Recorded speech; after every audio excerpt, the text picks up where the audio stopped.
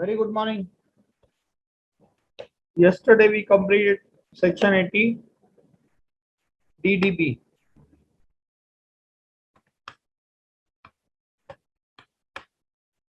Question number 3 was given to as part of homework. So let us discuss this. Question number 3. You have to follow this format for the purpose of computation of deduction. This format should be followed. Take the actual expenditure, compare that with the maximum limit, which is either 1 lakh or 40,000. Then you select lower out of point number A and B. Whatever is lower amount, from that you deduct the amount of insurance claim and reimbursement of expense by the employer. Whatever is the balance amount would be available to you as deduction under section 80 DDB.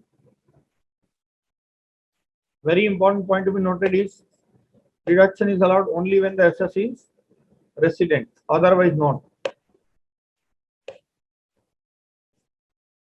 So here they are asking you to calculate deduction under section 80 DDB in 5 different situations. Situation X, first column, he is resident, expenditure incurred is 10,000, age is 59 years, age of patient. Person who is undergoing a medical treatment is not SSC himself, it is his mother. So her age is 59 years. So that is non-senior citizen. So the maximum limit for deduction would be 40,000. So actual expenditure is 10,000, maximum limit is 40,000, which is lower 10,000. 10,000 minus amount received from insurance company, amount received from employer. 10 minus 4 minus 2 is 4,000. Correct? 4,000 is the amount of deduction under section 80 QQB.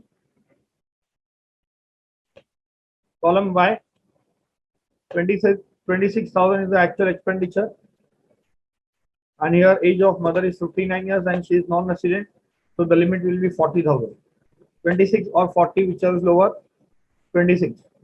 From that 26 you deduct 14 plus 3, 17. 26 minus 17.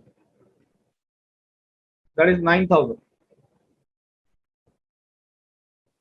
Yes or no? Are you all getting the amounts? Yes. Okay. Let's move on to the third column very quickly. SSC is resident, so eligible for deduction. Actual expenditure is 1,80,000. Actual expenditure is 1,80,000.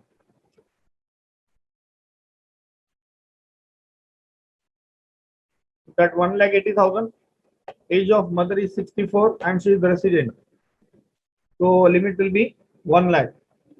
Senior citizen resident person limit will be 1 lakh. So actual expenditure 1,80,000, maximum limit 1 lakh, which is lower 1 lakh. 1 lakh minus 74 is 26,000. 26,000. You have to just follow the format, that's all.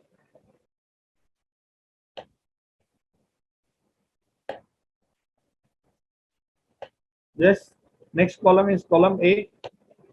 SSC is resident, so is eligible for deduction. Actual expenditure incurred is 1 lakh. Age of mother is 63 years. The residential status of the mother, she is non-resident. So limit would be 40,000. 1 lakh or 40, which is lower 40,000. 40 minus 15 minus 20, that is 40 minus 35, that is 5,000. 5,000. Column B, SSC is non-resident, so there is no deduction. SSC is non-resident, therefore deduction is not allowed. Is that very clear?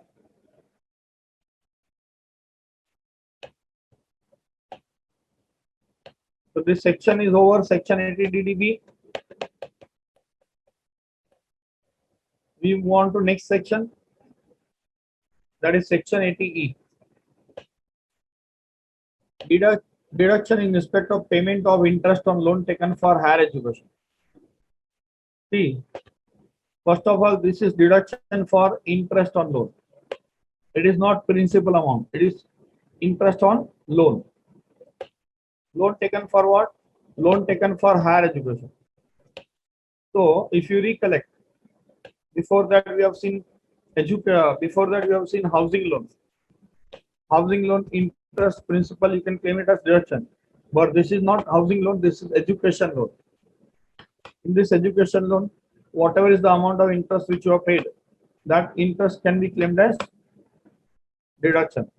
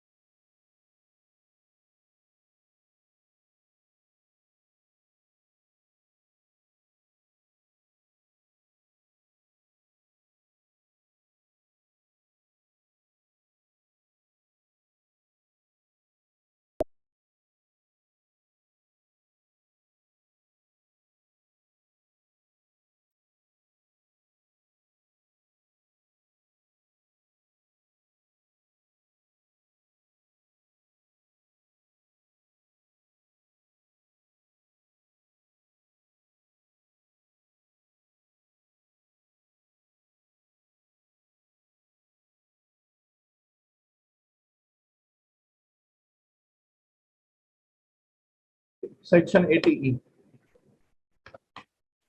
And then we'll try to compare what is the difference between section 80C point number 23 and section 80E.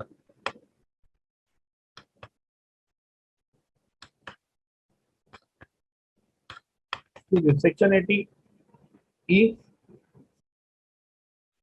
this deduction is in respect of interest on loan taken for higher education. Their deduction was for tuition fees.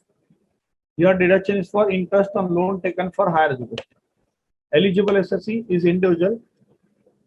There also it was individual. Here also it is individual. Loan should be taken either from a financial institution or a charitable institution. Loan should be taken either from a financial institution or a charitable institution.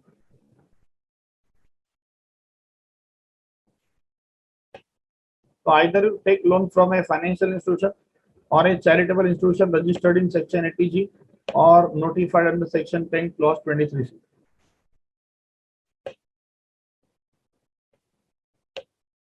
If you take loan from any other person, say for example you have taken loan from your friend, from your relative, etc., then interest on that loan cannot be claimed as deduction.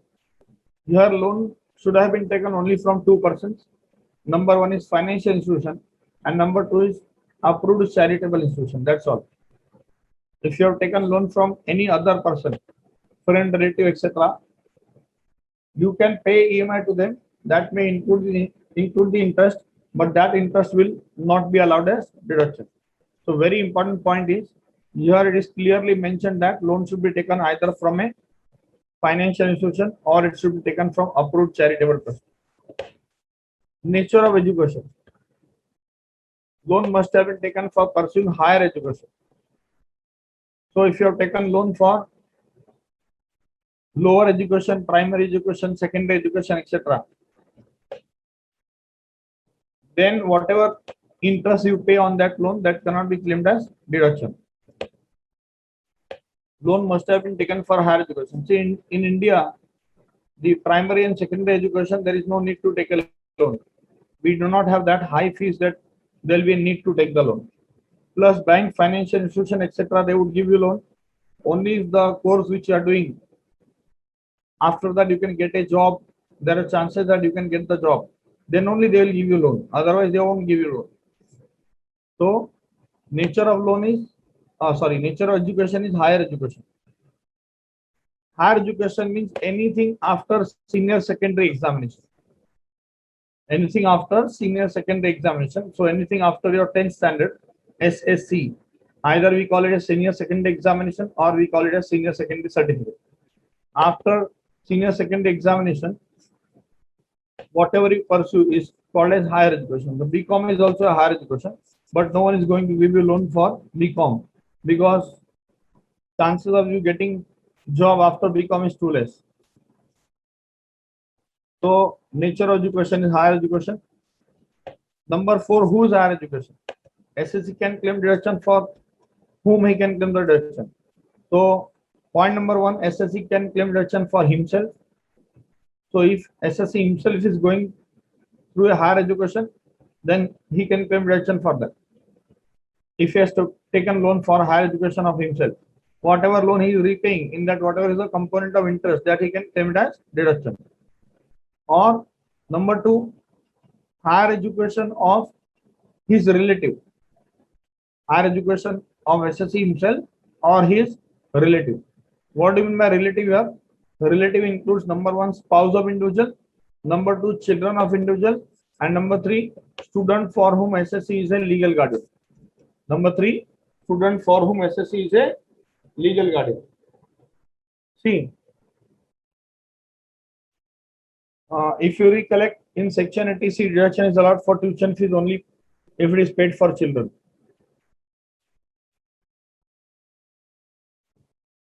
Only if it is paid for children.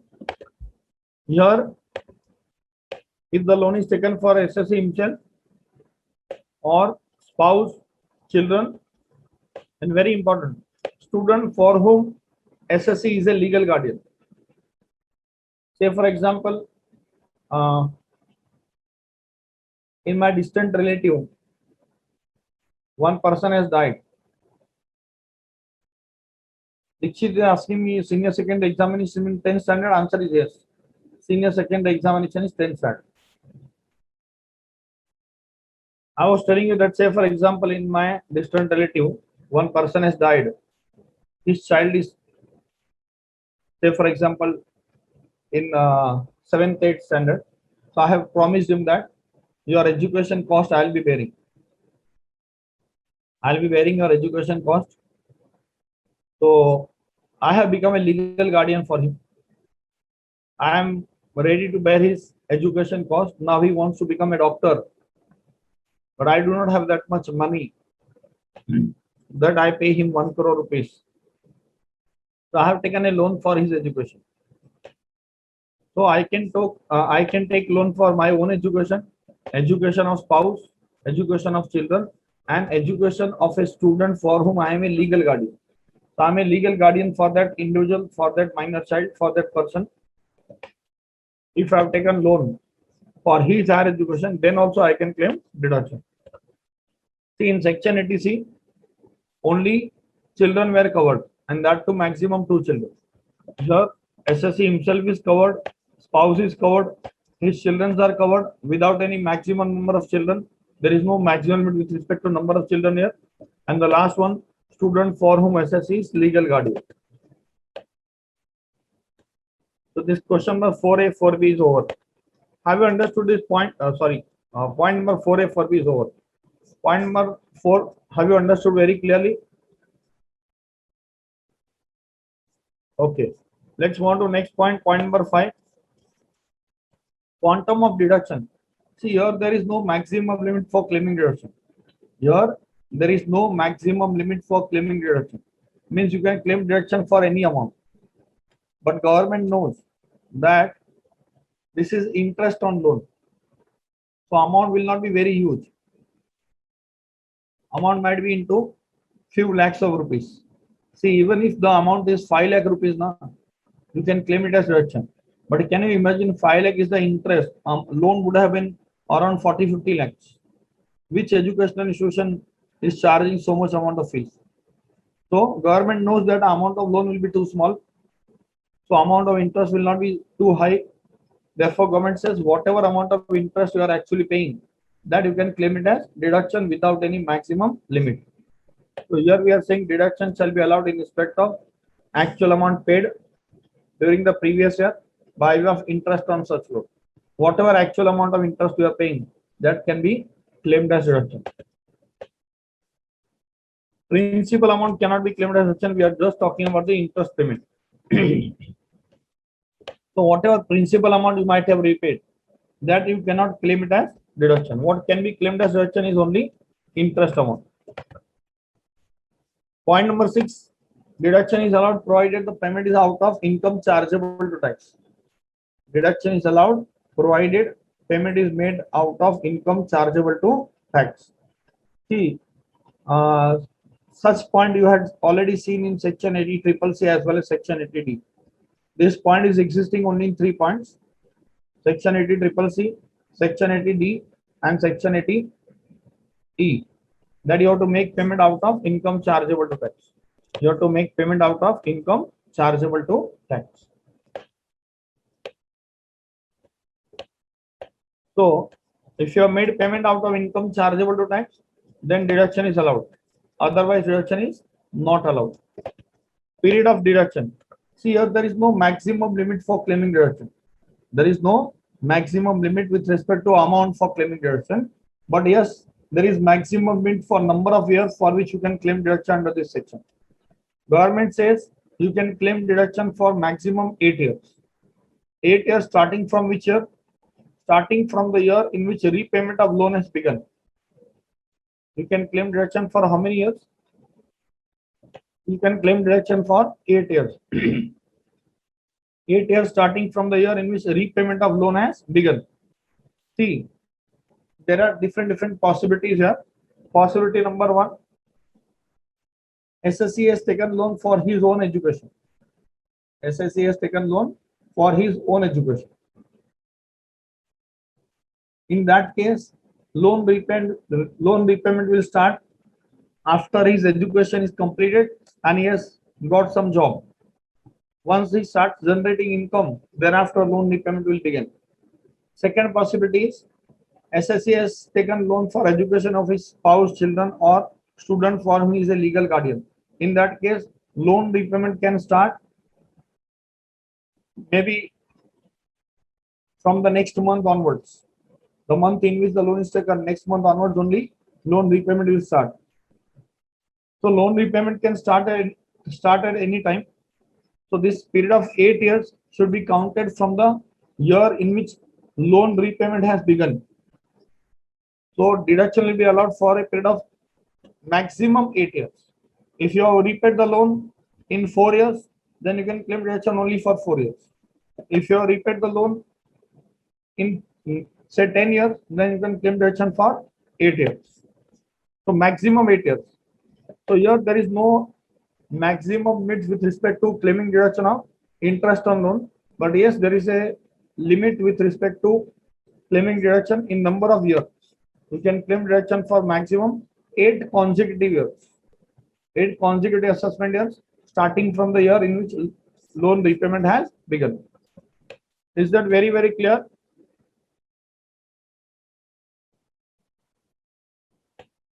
Yes.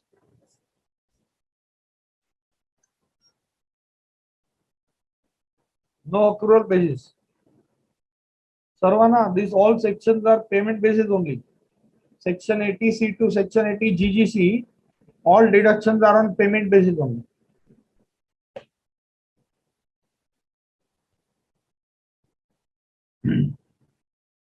After 8 years, you can't claim deduction. After 8 years, if you are left with some interest, you can't claim deduction. See, loan repayment will not take so much long time, because whatever may be the amount of loan, I think 8 years is a decent period of time. You can easily repay the loan. Yes.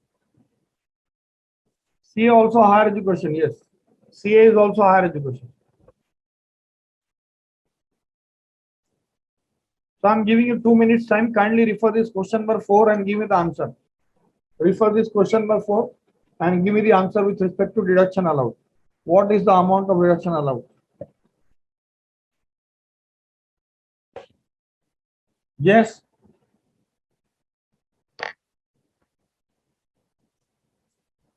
X had taken 3 loans, 3 education loan on 1st March 19.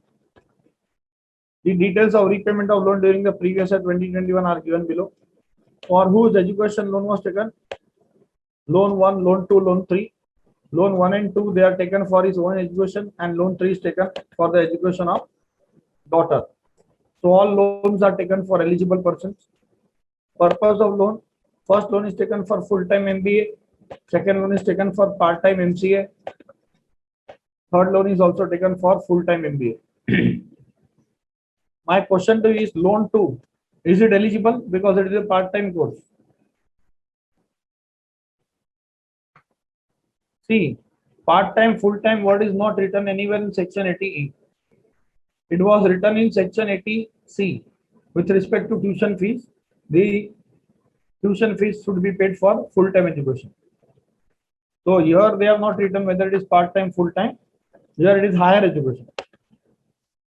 Amount of loan, repayment of loan, and annual repayment of interest. So what is the annual repayment of interest? 60,000 in case of first loan, 40,000 in case of second loan, and 55,000 in case of third loan. You just take the total. That is the amount of deduction you are eligible to claim under section 80E. That is 1,55,000. See, loan amount and repayment amount, they are just given to confuse you. We need to focus only on one thing, that is interest on loan, because only interest is allowed as deduction. Repayment of principal amount is not allowed as deduction. Is that very, very clear? Yes? Okay. Now, I will take you through one distinction which I have made for comparing section 80C tuition fees versus section 80E. What is the difference? That we'll try to understand, because examiner tend to ask the question from this distinction, from the analysis part, and sometimes a lot of students will give wrong answer. So section 80C, point number 1, deduction for tuition fees is allowed, and the tuition fees is paid to educational institution. Deduction for tuition fees paid to educational institution. And section 80E is deduction for interest on loan taken for higher education. Section 80C deduction is allowed in the year in which you are paying money to educational institution. So the year in which you are paying fees to educational institution, for in that year you can claim deduction for the amount of fees paid to the educational institution. You can claim it as deduction.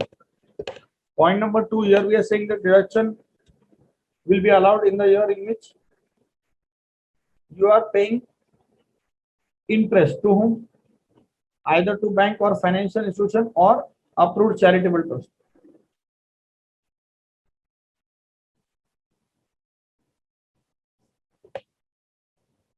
Dixit, you are having any doubt here? Mr. X has taken 2 loans, so he can take 2 loans also, 3 loans also. It will not make any difference. And this 1st March 2019 is the year in which loan has been taken. That is not relevant for us. What is relevant for us is repayment of interest amount in the previous year 2020. Dixit,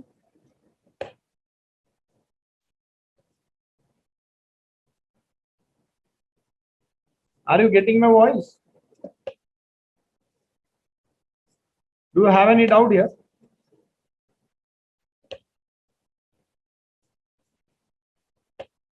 If you have doubt, no, okay, not an issue. Let us proceed. So I was telling you that section 80C tuition fees deduction is allowed in which year?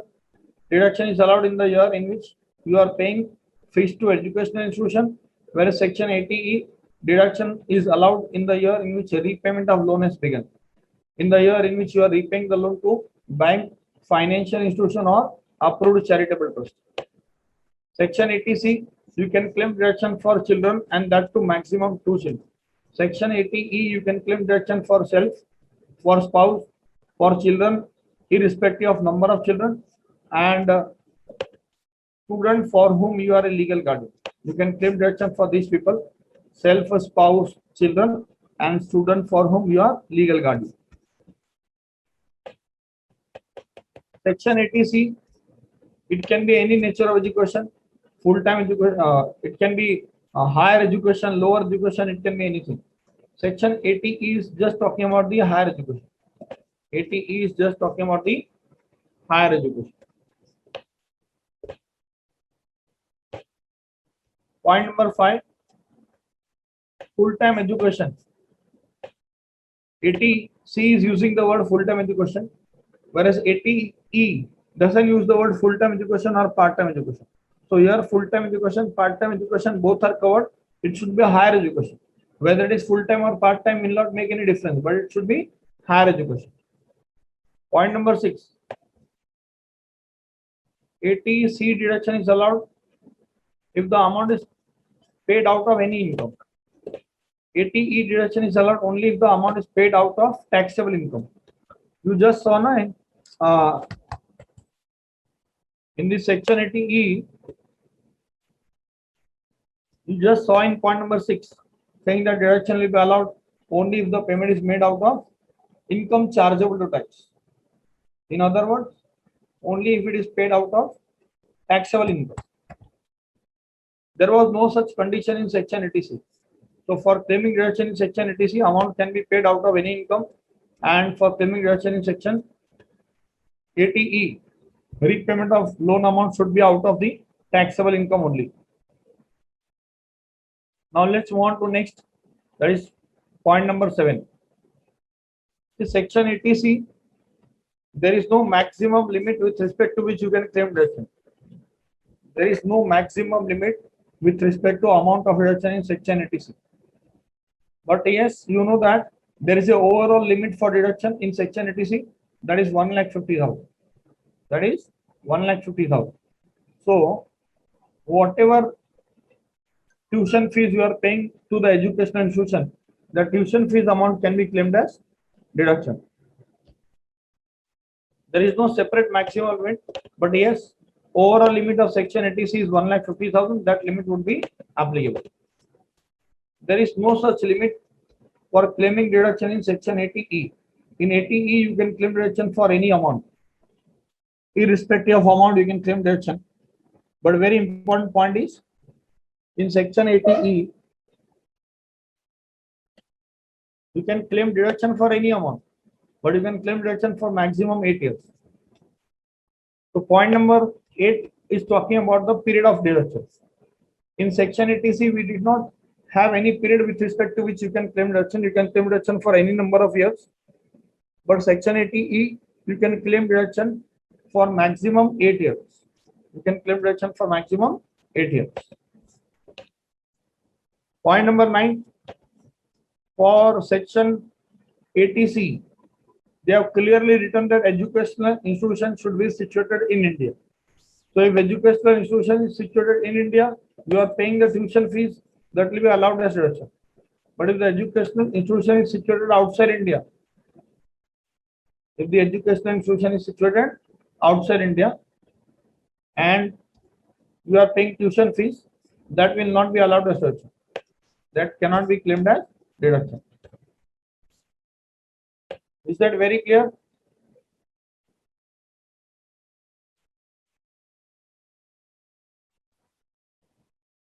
Yes or no? Okay. Point 9 in section 80E. In section 80, they have not mentioned whether the educational institution should be situated in India or it should be situated outside India. In other words, it can be situated at any place. It can be in India or it can be outside India also. So this is the distinction points which you should keep in mind. Out of all this, the favorite point of examiner is full-time education, part-time education. What he is going to do now? He will use the word part-time education for section 80E. He'll give you deduction for section 80E and he will use the word part-time education. Now you remember that you have studied full-time education word, but you don't remember in which section you have studied. So by mistake, you will apply the section 80C point in section 80E. In 80E, full-time, part-time, both education are covered. So this is the favorite point of examiner. Now Rizwan has asked me some doubt. In the current year, interest is paid for next year also. In this case, what amount will be deduction allowed? See, whatever amount is paid will be allowed as deduction. Reason, whatever amount of interest is paid, that will be allowed as deduction because deduction is allowed on payment basis. Deduction is allowed on payment basis. Deva is asking me if another loan is taken after completion of 8 years, whether another set of 8 years will be given for that new loan? Yes. Yes. If see this 8 years period is applicable for every loan separately, and that 8 years period will be counted from the year in which you have started the repayment of loan. That 8 years period will not be started from the year in which you have taken the loan. It will start from the year from which you have begun your repayment of the loan. From that year you count 8 years.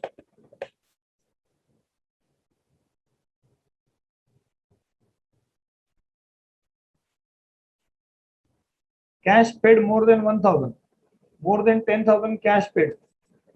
See, generally here you are taking loan from bank, financial institution or approved charitable trust. Here you are taking loan from, okay, for section 80C. For section 80C, if you make payment in cash, that is okay. Nowhere they have mentioned that payment should be made through account pay check, etc. You can make payment in cash also. You can make payment in cash. There is no restriction. Is that clear?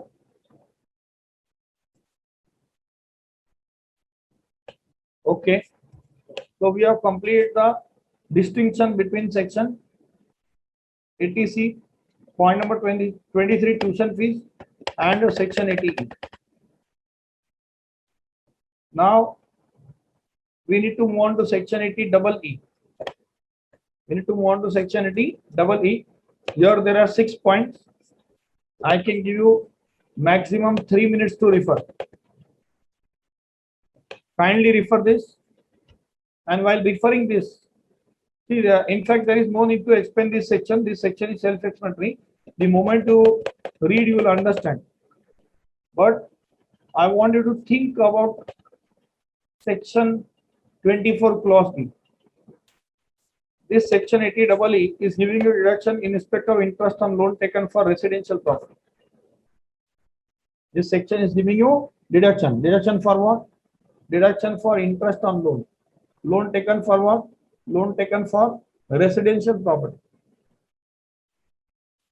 So you may think that loan taken for residential property interest is anyway allowed as deduction in section 24 clause B. Why deduction here? Will it amount to double deduction? All this question may arise in your mind. So while you refer these 6 points, you should keep in mind which section? Section 24 clause B. That also is giving you reduction with respect to interest on loan. So once you refer this, we'll try to read this and we'll try to compare this with section 24 clause B. I'm giving you 3 minutes time. Right now it is 7:43. Let us quickly go through this, keeping in mind section 24 clause B. That is deduction with respect to interest on loan which is available while calculating income from house property. Keeping in mind that section, we should refer to this section. Here eligible SSC is individual. First of all, deduction is allowed for what? Deduction is allowed for interest on loan taken for residential property. Deduction is allowed for interest on loan taken for residential property. Eligible SSC here is only individual.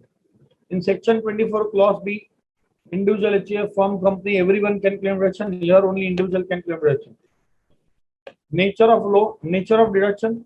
Deduction is allowed for interest on loan taken from financial institution, means banking company or financing company, for acquisition of residential property.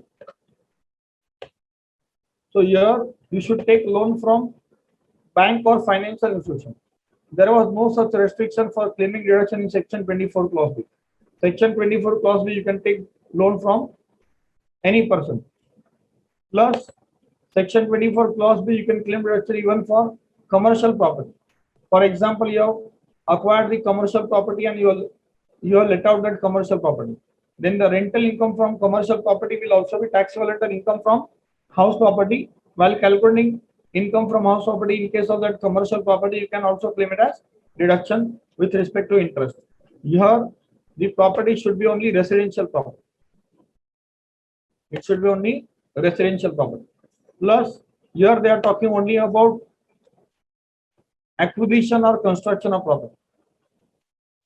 Purchase or construction. Sarvana, word acquisition will include purchase as well as construction. The word acquisition will by default include purchase as well as construction. But in section 24 clause B, you can claim deduction of interest on loan even if the loan is taken for repairs, renovation or reconstruction. So repairs, renovation or reconstruction word is not covered here. Here they are talking about acquisition. Acquisition will include purchase as well as construction. Quantum of deduction. Deduction under section 80EE will be lower of following two amounts. Number one, actual amount of interest on loan, and number two, maximum limit. What is the maximum limit? Maximum limit is 50,000 rupees. Maximum limit is 50,000. Now, while reading the section, you might have thought that why there is a need to come to section 80EE to claim the deduction. Because anyway in section 24 clause B, there is no limit for claiming deduction of interest on loan. But the point is, in section 24 clause B, there is no maximum limit for claiming deduction with respect to interest on loan, only in case of let out property. In case of self-occupied property, definitely you have a maximum limit for deduction, that is either 30,000 or 2 lakhs. So, if the property is a self-occupied property, and the amount of interest is more than 2 lakhs, then you can claim deduction for only 2 lakhs in section 24 clause B. For remaining amount, you can come here in section 80EE and claim deduction. So 80EE deduction will be actual interest or maximum limit 50,000. Here you can claim deduction for maximum 50,000 only. So deduction under section 80EE is up to 50,000 rupees. This is over and above the deduction of 2 lakhs which is available to you in section 24 clause B in case of self-occupied property. See, let out property, there is no maximum limit for claiming deduction, but yes, for self-occupied property there is a maximum limit for claiming deduction. Is that very, very clear?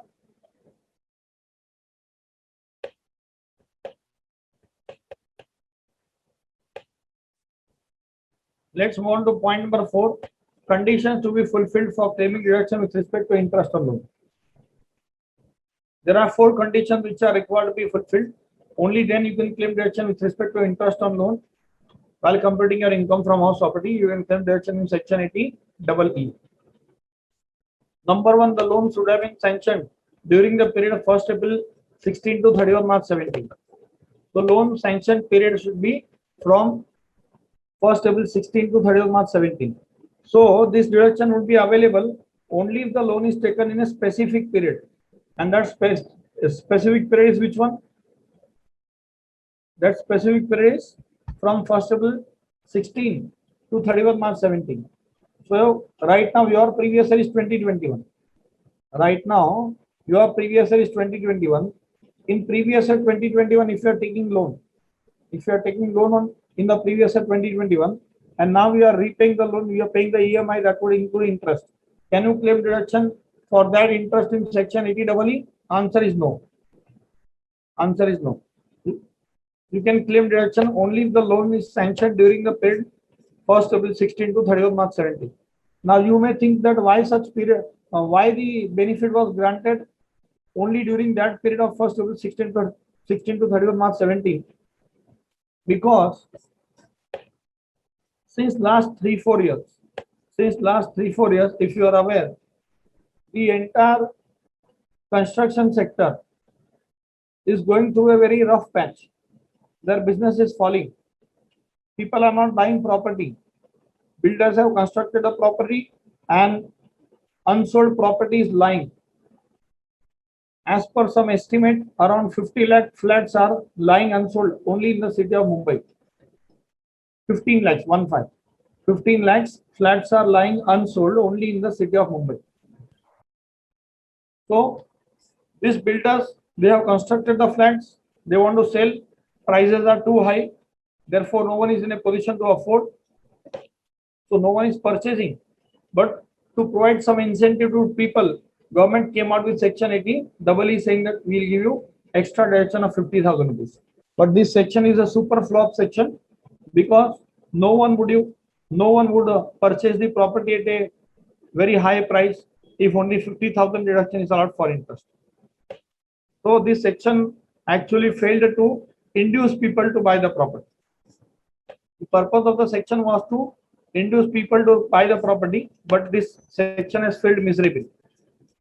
So loans should have been sanctioned during the period 1st April 16 to 31 March 17.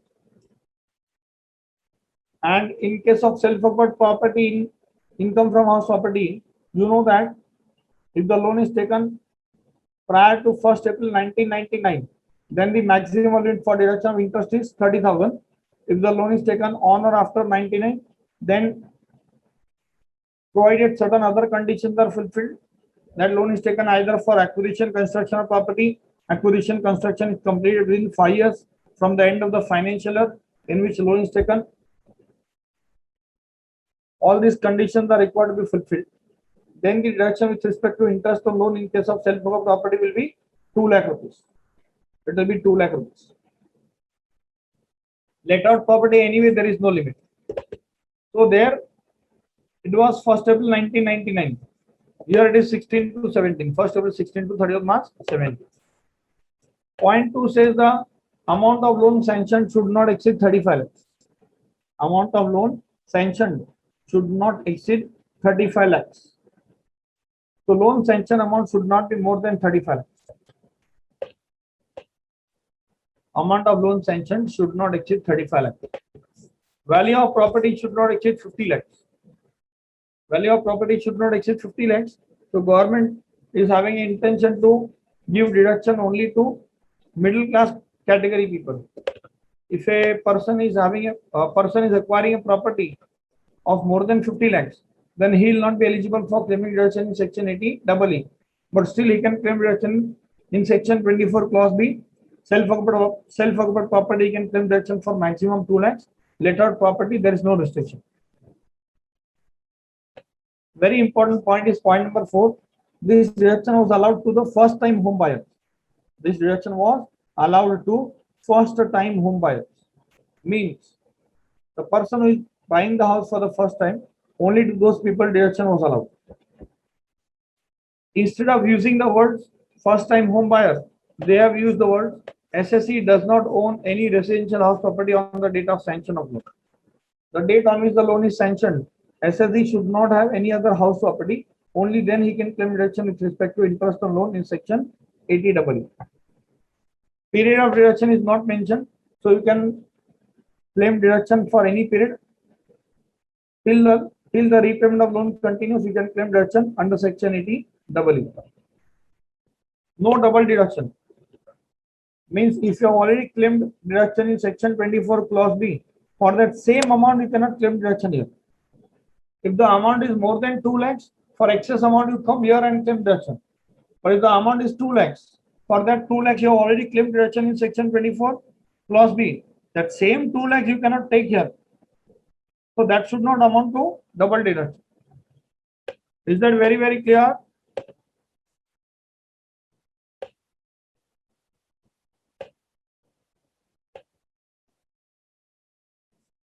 So 80 EE.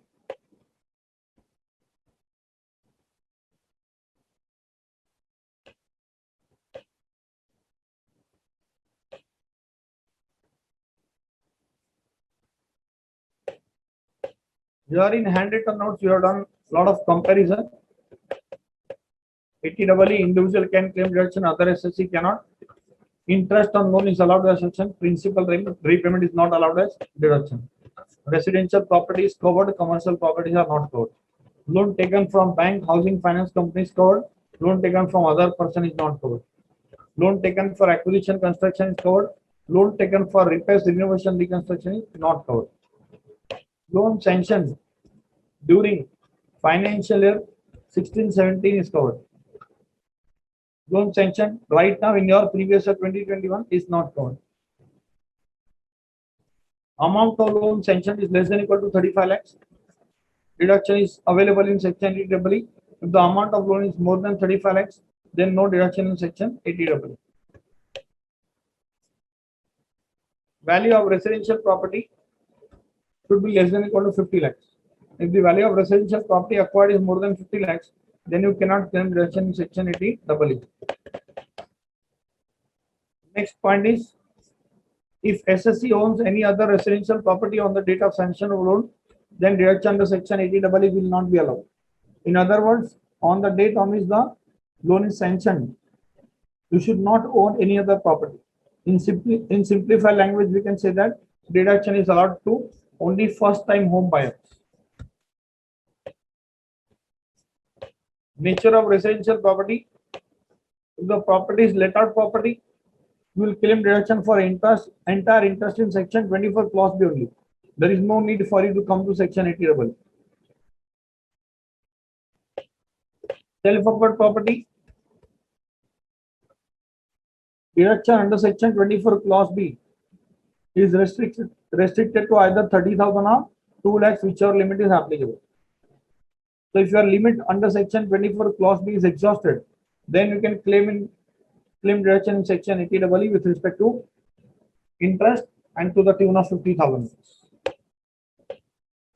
So this section 80EE is over. I have already told you this section is a super duper flop section. Government miserably failed to induce the people to buy the property. Just by giving 50,000 deduction, no one is going to take that big decision in his life. So government came out with one more section, and that is section 80EE. That is section 80EE. Whether in that mobile app clubbing of income chapter is uploaded, in that mobile app clubbing of income chapter is uploaded or not uploaded? No. Okay. I'll ask them to upload, because of clubbing of income chapter clubbing of income chapter I have already recorded when I was in Chennai. When I was in Chennai, that point of time only, clubbing of income chapter, entire chapter along with practical questions I have recorded. Video is ready. It was only required to be merged and uploaded. Set off chapter also I have recorded. Set off and carry forward chapter also. Entire theory I have recorded. Practical sums are pending. That I will record, and accordingly I will send them. So clubbing of income and set off chapter, you can refer from that video itself. It is recorded and given to you. If at all you have doubt, you can definitely get back to me. So now we have completed section 80EE. Now I'm giving you once again 3 minutes time. Kindly refer to these 6 points. It is section 80EE. Now while referring to this section, you have to compare the earlier section. So basically you compare 80EE versus 80EEA and identify what is the difference. While reading the section, you should also try to compare the section and identify the differences. I'm giving you 3 minutes time. Right now it is 8 o'clock. You can take time till it is 8:01 right now. You can take time till 8:04. Quickly refer this section 80EEA.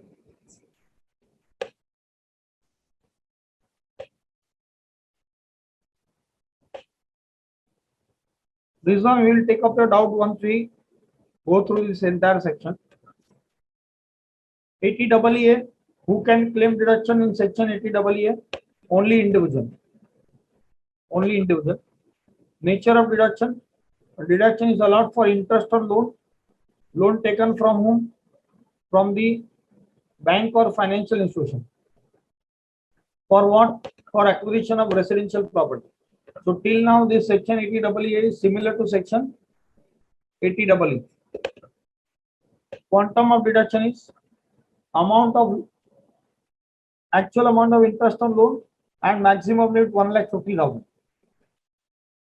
See here the section is different. In section 80EE deduction was allowed for up to 50,000 rupees. Here it is allowed up to 1,50,000. This important note says deduction under section 80EE is allowed up to 1,50,000. This is over and above the limit of 2 lakhs which is given in section 24 clause B with respect to reduction of interest on loan in case of self-acquired property. In let out property, you can claim deduction for any amount of interest. Self-acquired property deduction for interest will be allowed only to the extent of maximum 2 lakhs. So if actual interest is over and above 2 lakhs, then you can come to section 80EE and claim deduction here. Deduction of up to 1,50,000 which is allowed in section 80EE is over and above the limit of 2 lakhs which is given in section 24 clause B. In case of let out property or deemed let out property, see this point you may not understand right now. I'll try to explain you, but you will understand in the chapter of set off and carry forward of losses. See, in case of let out property, there is no maximum limit with respect to deduction of interest on loan. You can claim deduction of interest on loan for any amount. But very important point to be noted is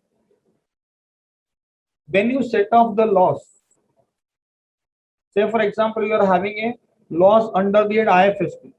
What you will do? You will try to adjust this negative amount. You will try to adjust this loss against some other positive amount. You try to adjust this against some other positive amount. So in this case, we are saying you that whatever negative amount of income you are having under income from house property, you will adjust against some other positive income. We will allow that set off of inter-head adjustment. Inter-head adjustment means adjusting the negative income of one head of income with positive income of any other head of income. Say for example, in case of income from house property, you are having a negative amount. That negative amount of income can be adjusted against income from salary, profits and gains of business profession, etc. This is called as inter-head adjustment or inter-head set-off. Means setting off the loss against the gain between two different heads of income. Such set-off is allowed, but only to the extent of 2 lakh rupees. Such set-off is allowed, but only to the extent of 2 lakh rupees. In that connection, they have written this point here. In case of let out property or deemed to be let out property, even though there is no maximum limit, with respect to the deduction under section 24 clause B, section 71 subsection 3A, which talks about set off of losses. Restrict the loss from house property to be set off against any other head of income to 2 lakhs. Means negative income from house property can be adjusted against any other positive income of any other head only to the extent of 2 lakhs, not above 2 lakhs. Accordingly, if interest is payable in respect of acquisition of eligible house property is more than 2 lakhs, then excess you can claim it as deduction in section 80EE. Have you understood this point?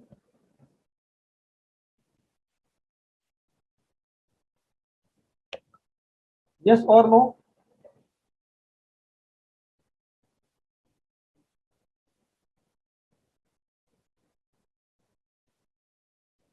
Are you getting my voice?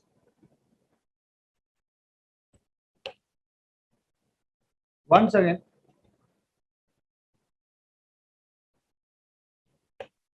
okay. Rizwan. See, in the chapter of income from house property, for self-acquired property, you can claim deduction of maximum 2 lakhs only. But for let out property, there is no maximum limit. You can claim deduction for interest on loan for any amount. But if you have very huge amount of interest in case of let out property, if you claim deduction, your final income from house property amount will be negative. Your final income from house property amount will be negative. So what you will do about that negative? You will try to adjust against some other positive income in some other head. You will try to adjust against, say, business income, against salary income, etc. So whenever you have a negative income from house property, you will try to adjust against some other positive income in some other head of income. So in the chapter of set off and carry forward of losses, there is section 71 subsection 3a, which says that if you want to adjust the negative income from house property income, under that income from house property, if the final amount of income is negative, in case of self-occuped property, it can be maximum negative only to the extent of 2 lakhs.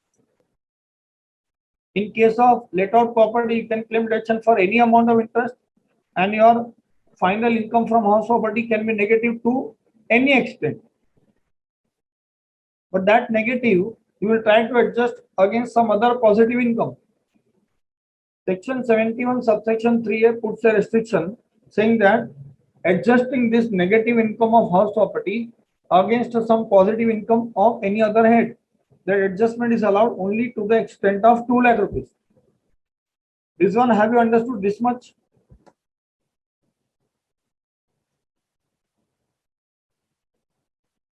Yes?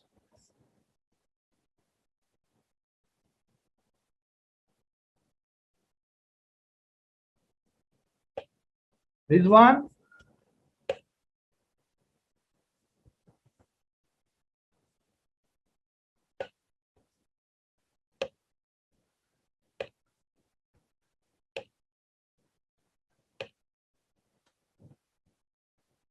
Do one thing, I'll give you an example. Can you see the word file on the screen?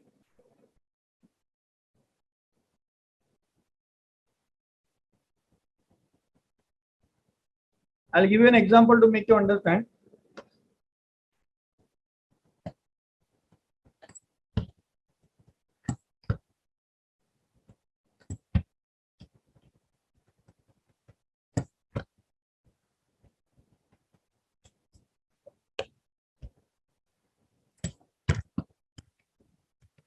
Example for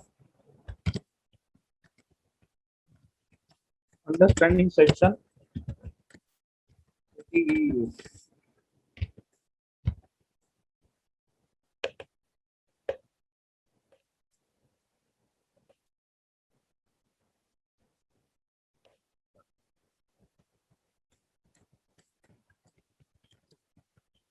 Income from let out property.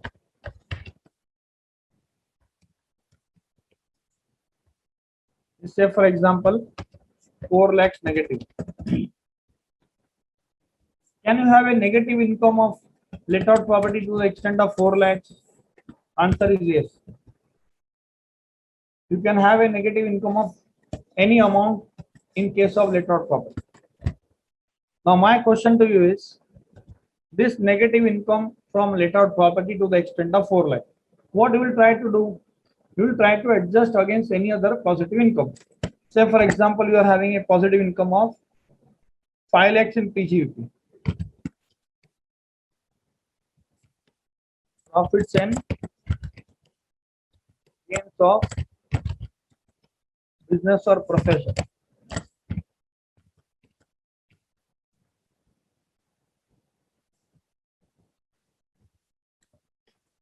Now, if I ask you a very simple question, say for example, business profession income is 5 lakhs.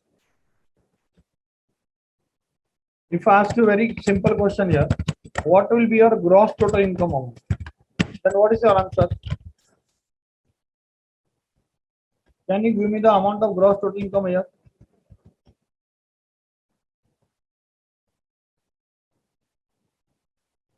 Yes, everyone should answer.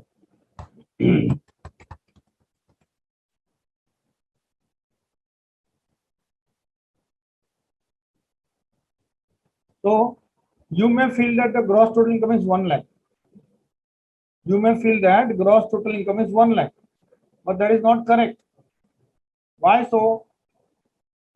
Because in section 71, subsection 3A, government says you can adjust this negative amount of 4 lakh only to the extent of 2 lakhs in the current year. So you are having negative income from house property to the extent of 4 lakhs that you want to adjust against profits and gains of business profession income, positive income, that you can adjust only to the extent of 2 lakhs. So we will allow you to adjust, but only to the extent of 2 lakhs. Have you understood this point? Till now, have you understood?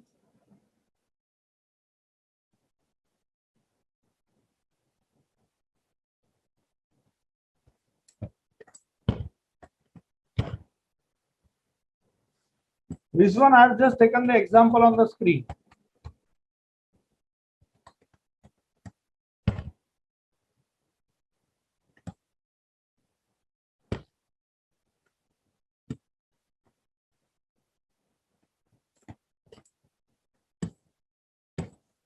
I've just taken the example.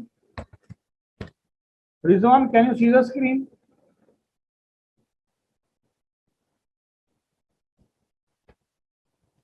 Yes. Now listen to me. You are having an income from let out property. How much income you are having from let out property? Minus 4 lakhs. Minus 4 lakhs. Can you have such a big amount of negative income under house property? Yes. In case of let out property, you can have any amount of negative income.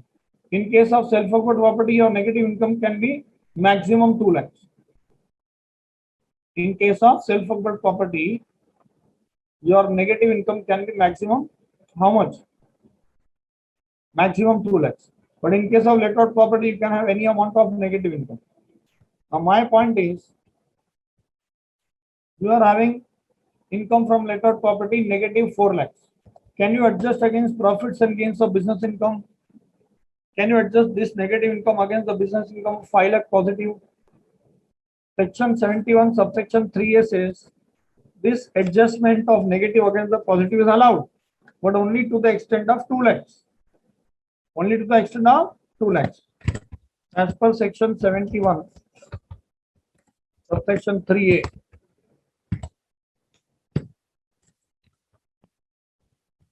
Set-off of loss from house property is allowed only up to 2 lakhs.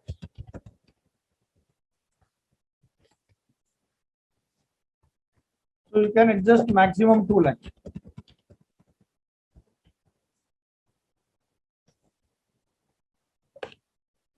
So in this case, your business income will be 3 lakhs.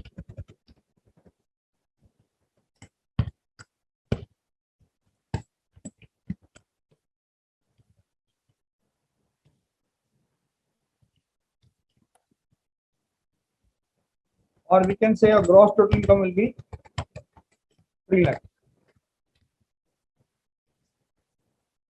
This one, have you understood this?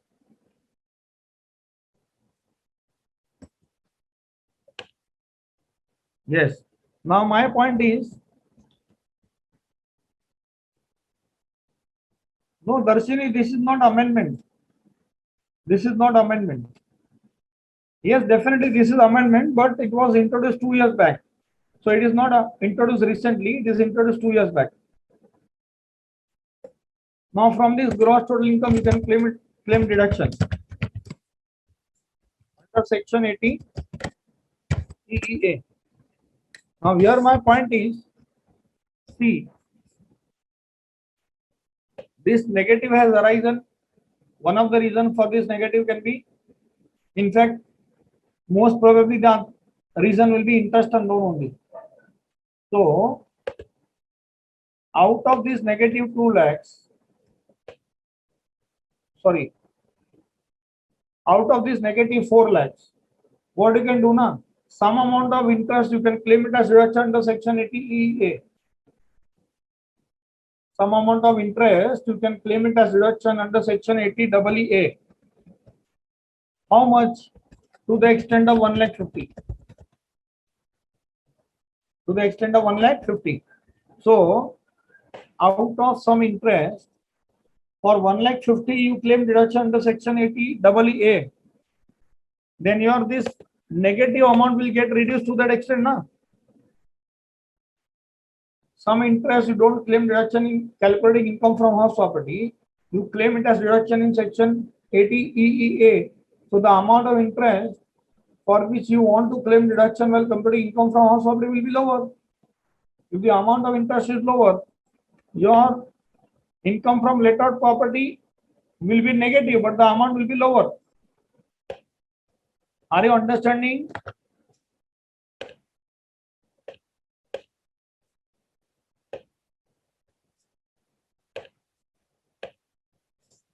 Darshini, have you understood this?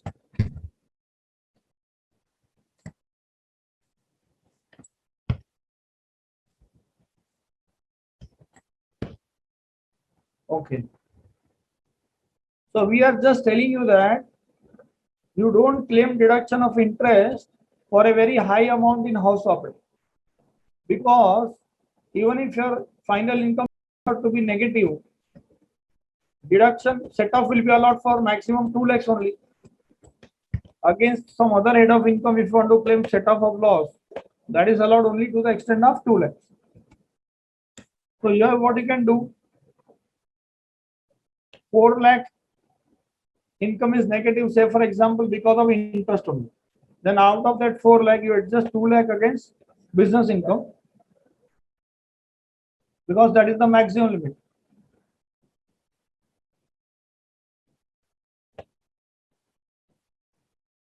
Dikshit, wait for a minute.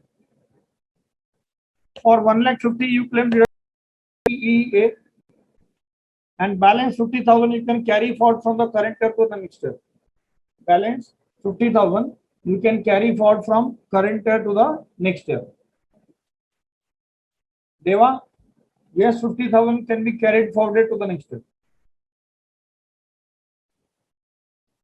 Dikshit is asking me, sir, section 80 EA. So answer is no. They do.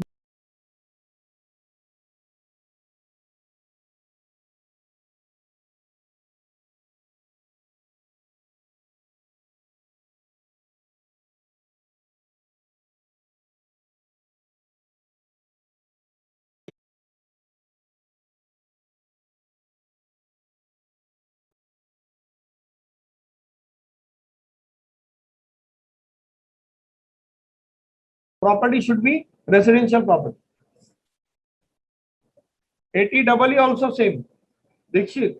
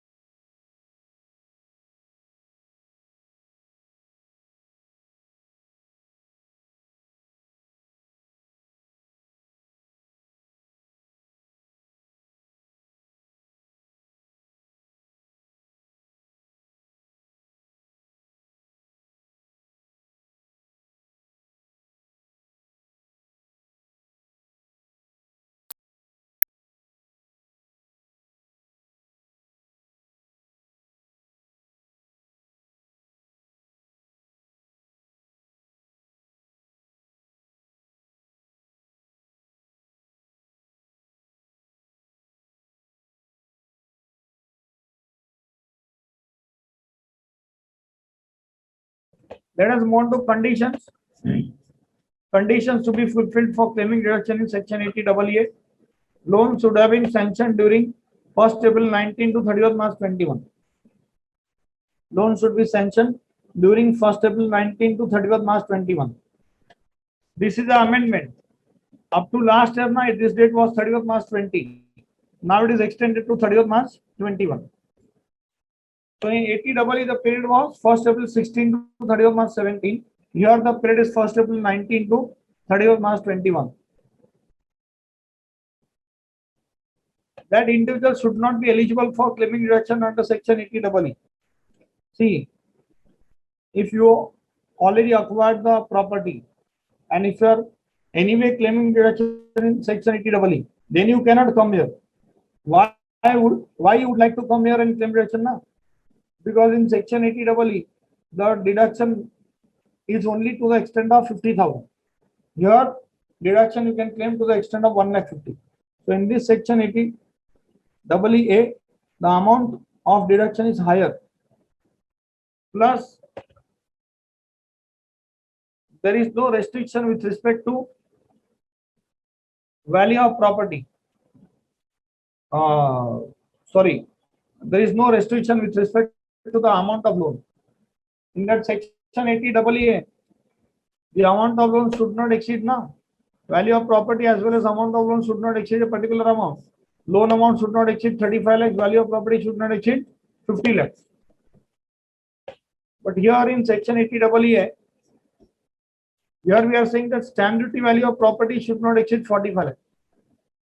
There in section 80EE, they have not mentioned whether that 50 lakhs is stamp duty or market price.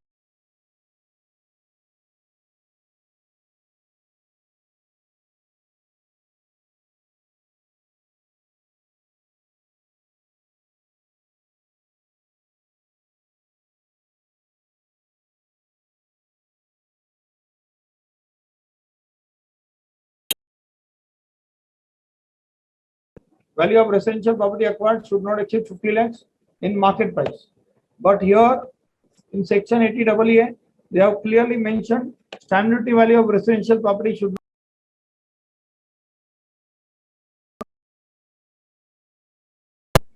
stamp duty value. Is there any maximum limit for loan amount? For loan amount, there was a limit in section 8.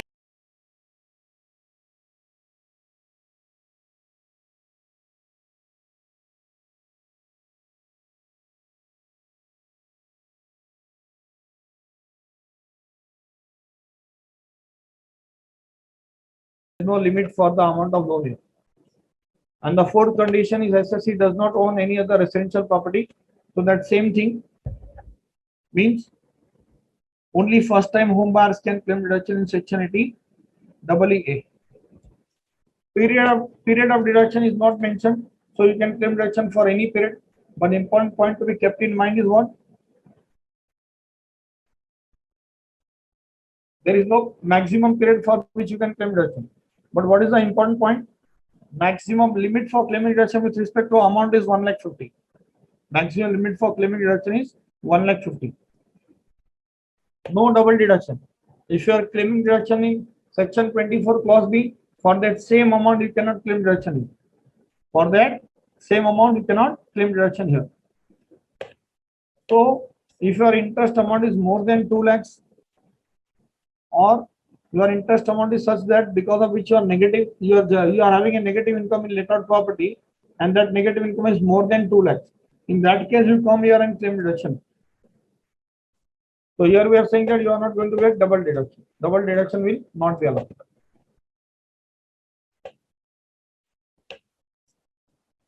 Here we have such meaning of financial institution and meaning of housing finance companies given for the purpose of section 80EE and section 80EA. See, this meaning is not relevant for example.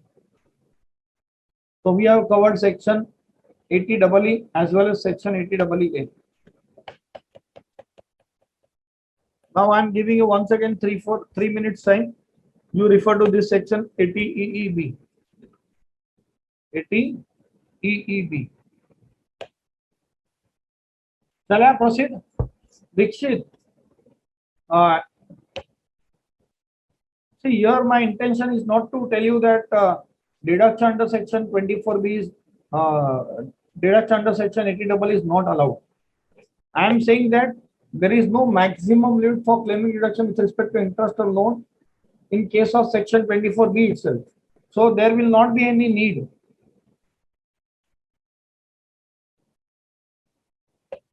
There will not be any need for the SSE to claim deduction in 80EE. There will not be any need for claiming deduction in section 80EE. But you can claim deduction in section 80EE. Deduction will be allowed.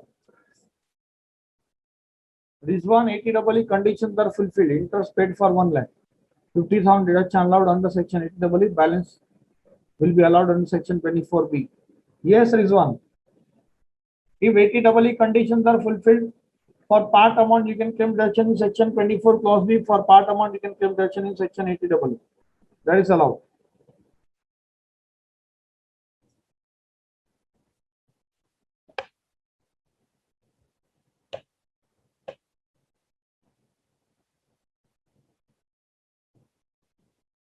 Sarvana, what is your doubt? I do not understand.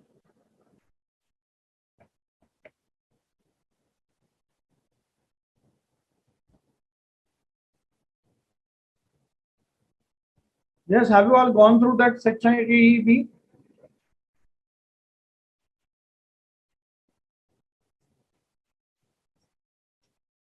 Okay.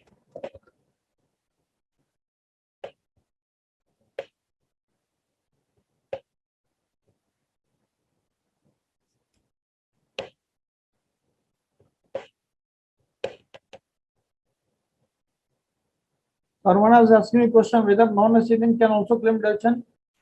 Yes, individual can claim deduction, irrespective of whether he is resident or non-resident. Individual can claim deduction.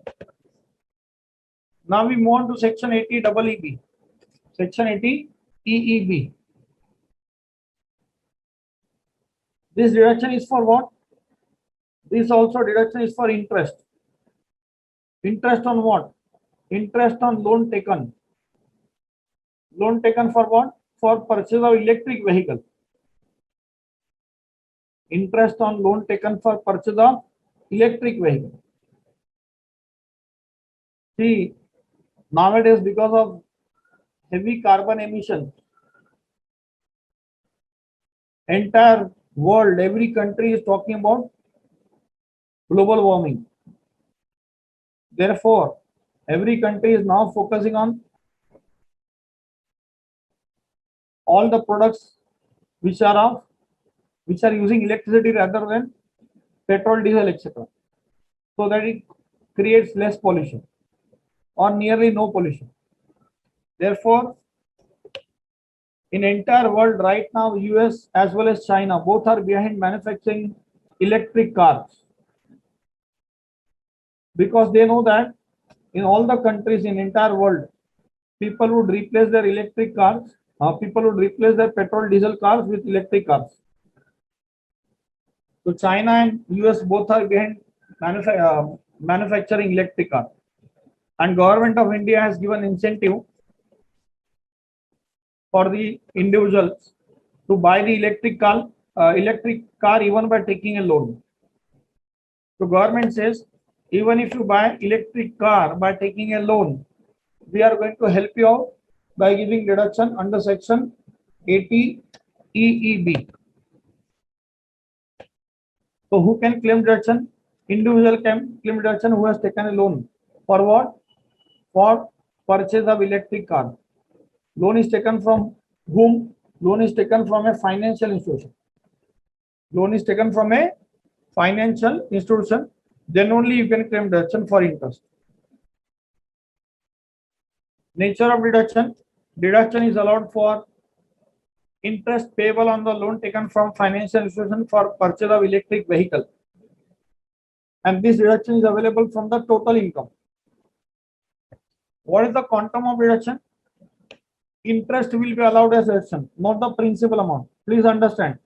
Principal amount is not allowed as deduction. What is allowed as deduction is only interest component. So when you are repaying the loan, that repayment amount will include principal as well as interest. Here you will get deduction only for interest, not for the principal amount. Loan should be sanctioned during the period 1st April 19 to 30th March 23. Loan should be sanctioned during the period 1st April 19 to 31st March 23. See, government knows that electric cars will not be launched very soon. There are few companies are working on it. Few companies they already made it, they are going to launch, and few companies they have already launched it. But everyone will not buy immediately. So government has kept a slightly longer span of time, span of 4 years. That is 1920, 2021, 21, 22, 22, 23.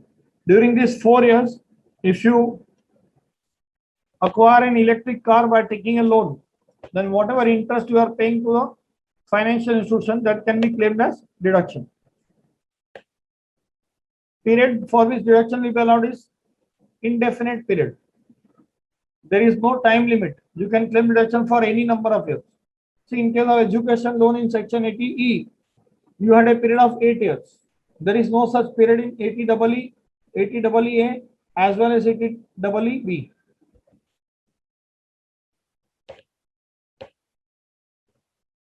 Period of benefit will be till the repayment of loan continues. No double deduction. If you have claimed deduction for interest in any other section, then for same amount of interest you cannot claim deduction in section 80EEB here. Otherwise, it will be double deduction. Loan should be taken from specified financial institution. Point A, loan can be taken from a banking company. Point B says loan can be taken from a banking institution. Point C says loan can be taken from non-banking financing company, NBFC.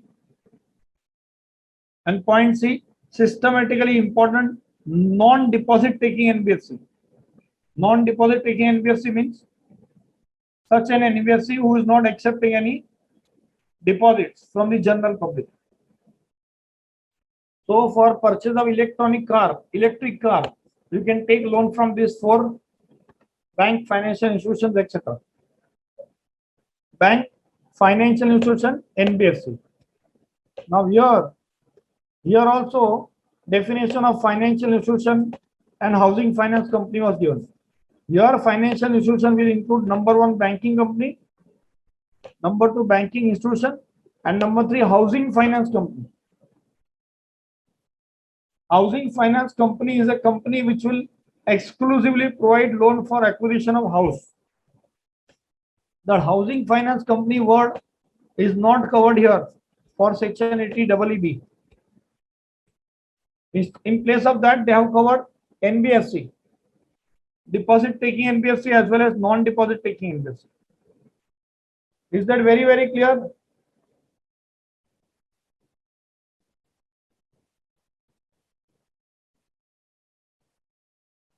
Yes. Okay. Let us quickly go through this question number 5. Shall I start the discussion, or you want to try this question on your own? This question is taken from ICI material. This is very important question. There is one point wherein more than 80% of the students will do the mistake. So do you want to try this question on your own? Okay. So right now it is 8:42. I can give you maximum 3 minutes. Maximum 3 minutes I can give you. You have to find out what is the amount of deduction in all these 4 situations for Mr. A, Mr. B, Mr. C, and Mr. D.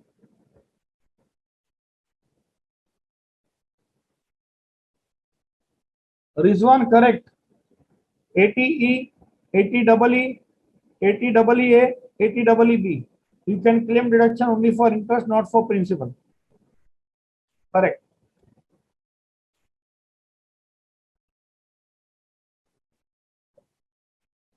Quickly refer to this question 5 and find out the answer for Mr. ABCD.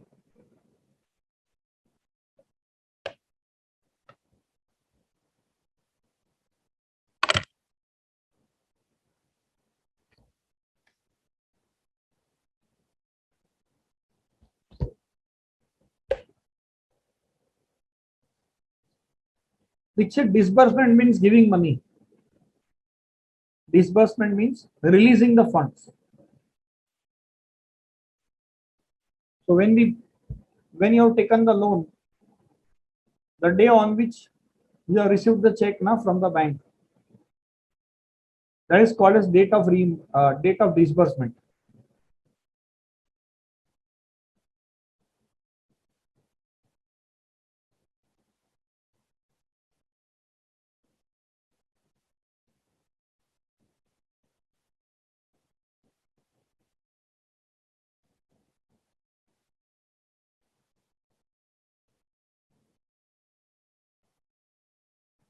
Shall we proceed?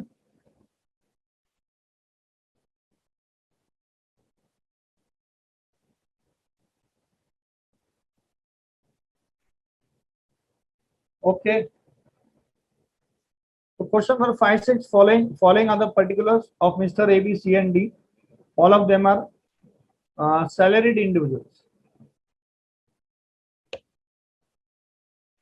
Mr. A, he has taken a loan of 43 lakhs from a housing finance company. Loan sanction date is 1st April 19 and loan disbursement date is 1st May 2019. Loan is taken for acquisition of residential house property for self-occupation. Stamp duty value is 45 lakhs. Interest is 9% per annum. First of all, tell me, in which section you will be in a position to claim the deduction? Yes. Which section you will claim deduction?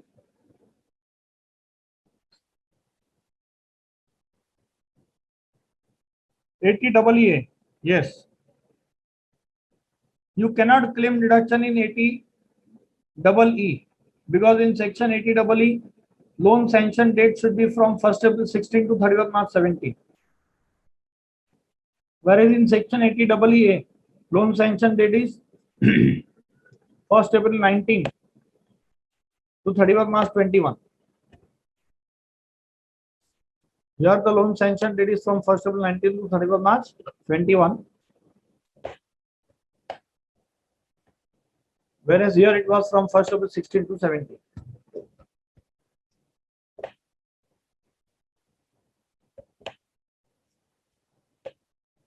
So this is the residential property for self-occupation. While you compute income from house property, you can claim deduction for maximum how much amount? While you compute income from house property, you can claim deduction for maximum how much amount? 2 lakhs. 2 lakhs. Deva, why 1,50,000? I am talking about section 24 clause B while calculating income from house property. I am not talking about section ATEE.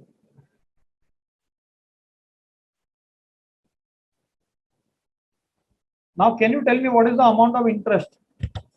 In this case, what is the amount of interest?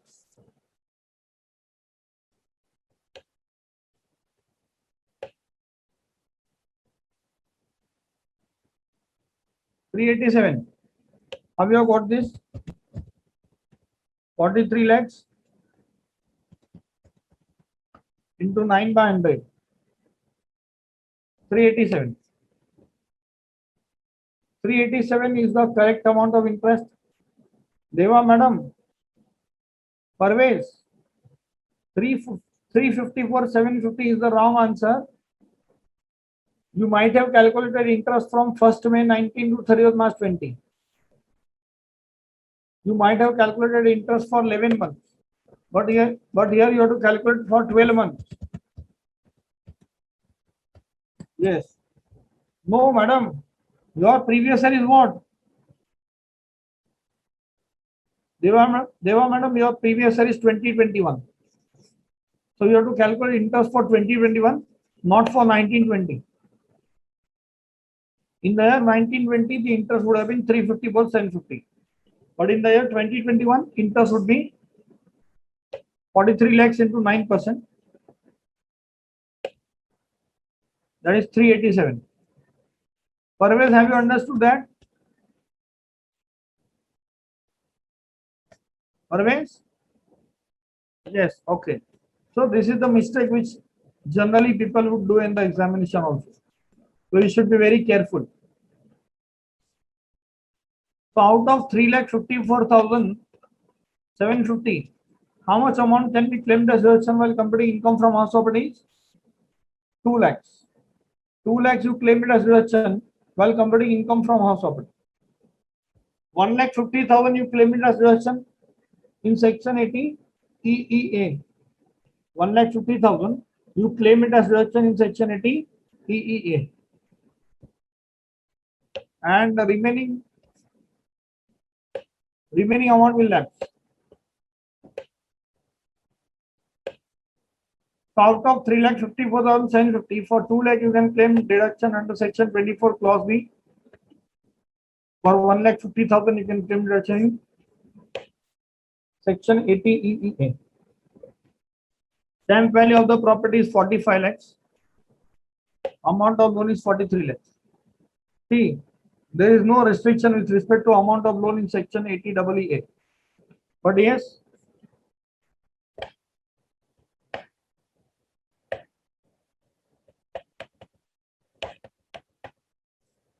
stamp duty value of the property should not exceed 45 lakhs. That restriction is there. Amount of loan, there is no restriction, but the value of property, stamp duty value should not exceed 45 lakhs. So what is the stamp duty value of this property? It is exactly 45 lakhs.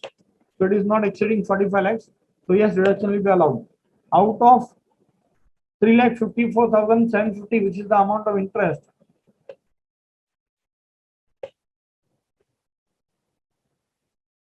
one second. Out of 354,750, which is the amount of interest, for 2 lakhs you can claim deduction in section 24 clause B while calculating income from house property. For 1,50,000 you can claim deduction in section 80 EEA. Balance 4,750 will lapse. Yes, have you understood this column, Mr. A column?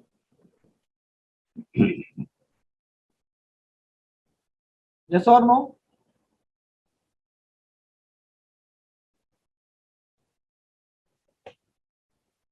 Yes, please respond.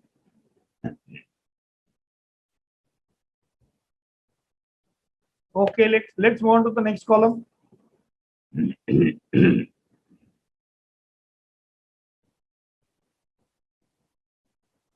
Sarvana, balance is not 37,000 yaar. Total interest was 354. Okay. Column B, 45 lakhs loan is taken from deposit taking NBFC. 45 lakh loan is taken from deposit taking NBFC. This loan is taken on 1st April 19. It was disbursed on 1st May 19. This was taken for acquiring residential property for self-occupation. Now my question to you is very simple. Stamp duty value is 48 lakhs. So anyway, it is exceeding 45 lakh limit. So section 80 EEA deduction will not be eligible. But besides that, there is one more important point here. See, if you refer to section 80 EEA and 80 EE, here in the list of financial institution, they are using the word banking company, banking institution, and housing finance company. And what is housing finance company is defined here. Housing finance company means which is providing long-term funds for purchase or construction of houses in India. But very important point to be noted here is you can mark or you can write there. NBFC is not covered here. In this list, NBFC is not covered. NBFC is not covered in this list. NBFC is covered only for section 80 EEB. See this deposit taking NBFC, non-deposit taking NBFC. These are covered only in section 80 EEB. They are not covered in section 80 EEA. So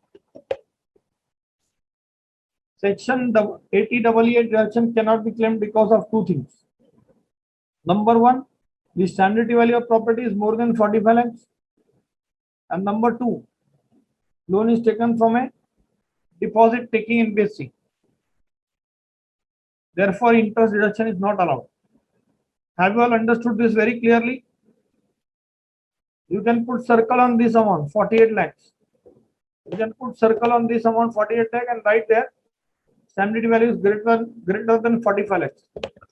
You can put circle on this 48 lakhs, and you can write there stamp duty value is more than 45 lakhs. Besides, you can put circle here, deposit taking NBFC. Dixit, according to what is the amount, tell me. Deposit taking NBFC, you can put circle on this and you can write deposit taking NBFC is not covered for section 80 EEA. Deposit taking NBFC is not covered for section 80 EEA. Yes. Have you understood second column? Column B, no deduction. Dixit, that is what I explained you. I explained earlier also this point. Interest will not be taken for 387. How did you get this 387? On what amount you are calculating interest, Dixit? 45 lakhs.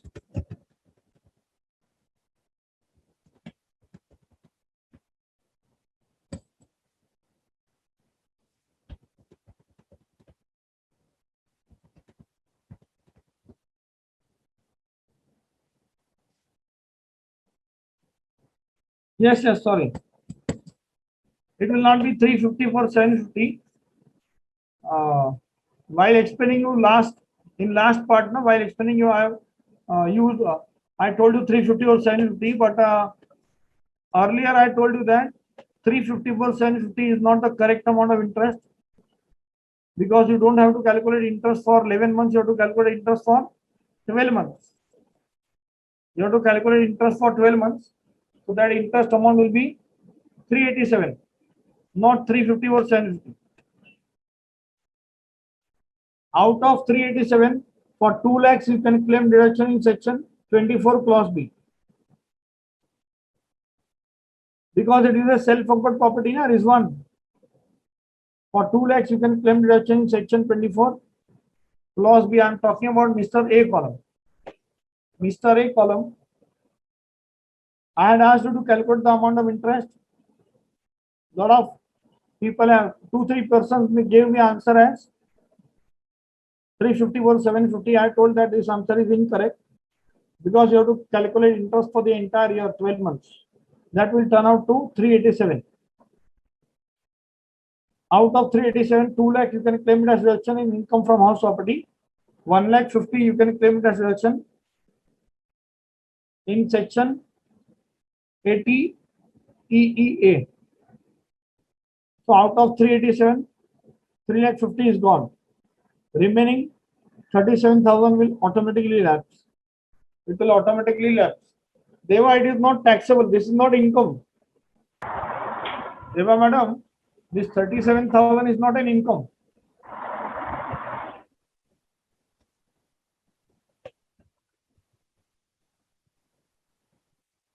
This 37,000 is not an income.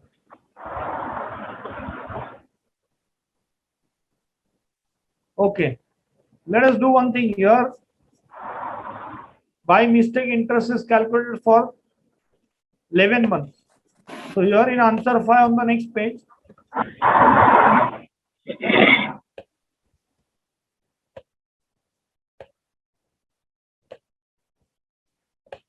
here the interest should be 387. Cancel this 350 for 750 very quickly. 350 for 750, cancel this. In place of this 350 or 750, what you will write? 387. And instead of 11 by 12, you have to write 12 by 12. 43 lakhs into 9 by 100 into 12 by 12 will give you 387. 2 lakhs you will claim as deduction in section 24 clause B. 1 lakh 50 you will claim it as deduction in section 80 EEA. Here also you can write 187. That is 387 minus 2 lakhs. 387 minus 2 lakhs. Yes, have you rectified?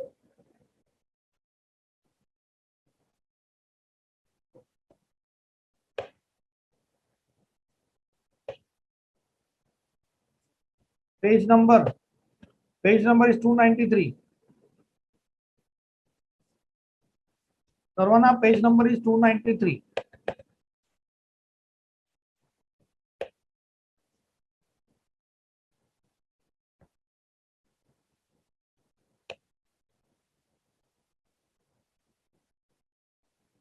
Actually, this was the answer for the last year, 1920.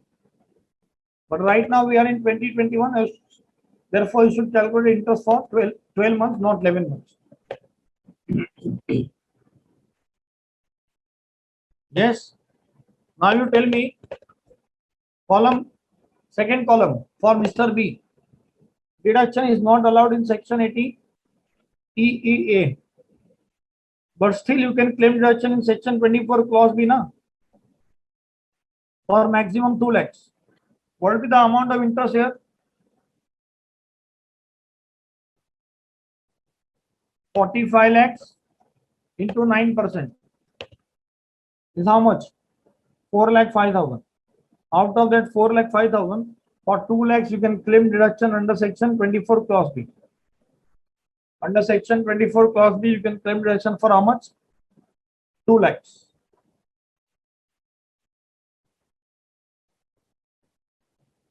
And remaining amount you cannot claim deduction. Remaining amount you cannot claim deduction. 80 EEA deduction will not be allowed.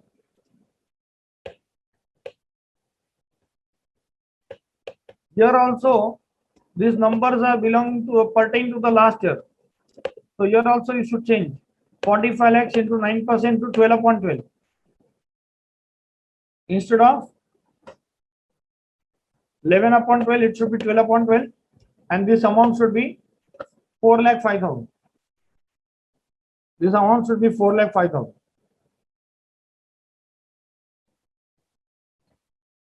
But yes, deduction will be only to the extent of 2 lakhs. Yes, have you clearly understood second column, Mr. B? Let's move on to the third column. Rizwan 80 DTA, Rizwan 80 EEA deduction is not allowed. For second column for Mr. B, 80 EEA deduction is not allowed because of 2 reasons. Number 1, standard value of the property is more than 45 lakhs. And number 2, loan is taken from deposit taking NBFC.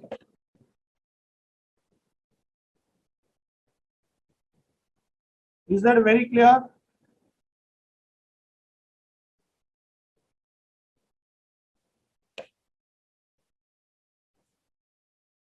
Okay. So this second column is gone. Let's move on to third column. Rizwan, entire amount cannot be deducted in section 24. It is a self-acquired property.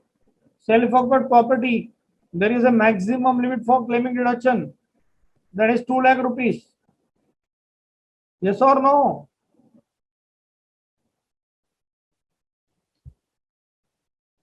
Let's move on to the third column, Mr. C. Loan of 20 lakh is taken from deposit taking NBFC. Loan is taken on 1st April 19 and it was sanctioned on 1st May 19. This loan is taken for purchase of electric vehicle for personal use.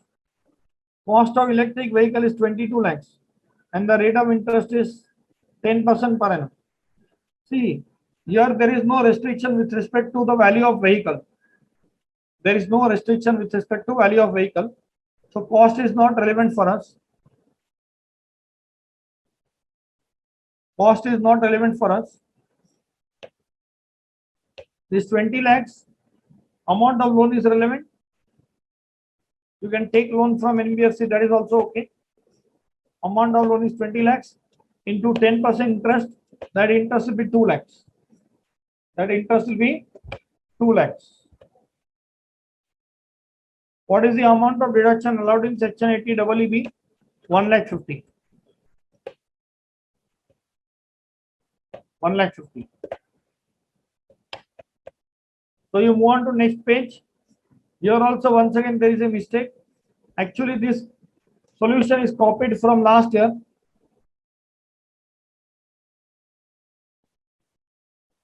This solution is copied from last year.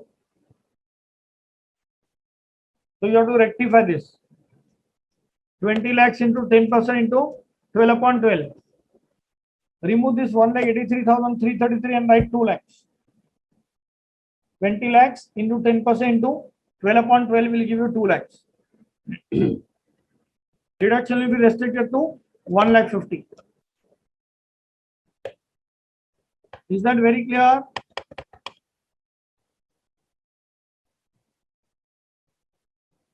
Okay.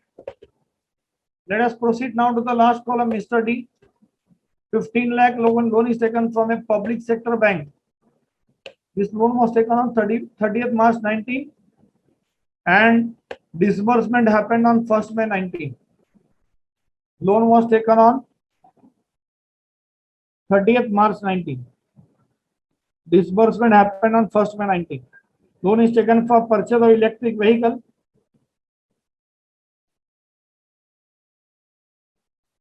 Cost of vehicle is 18 lakhs. Rate of interest is 10%. Yes. Eligible or not eligible?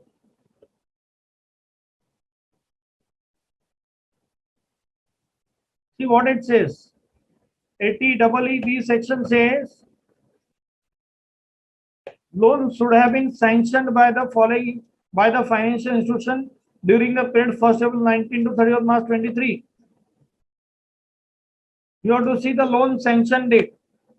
What is the loan sanction date here? 30th March 19. So is it within the period of 1st April 19 to 31st March 23? No. Therefore, deduction cannot be claimed in section 80 EEB. Is that very clear?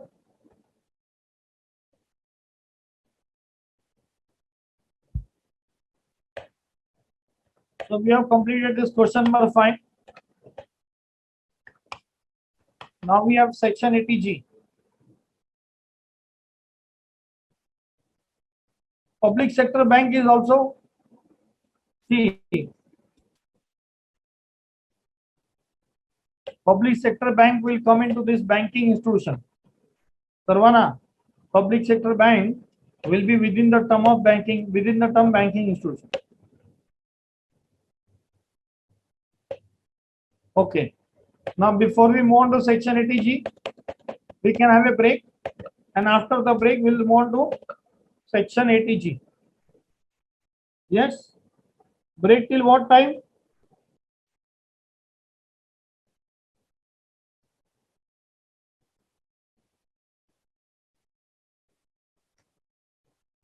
(9:39). Yes.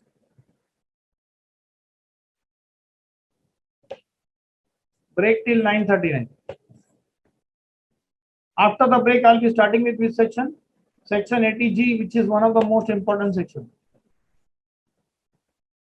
We need to move on to next section, that is section 80G.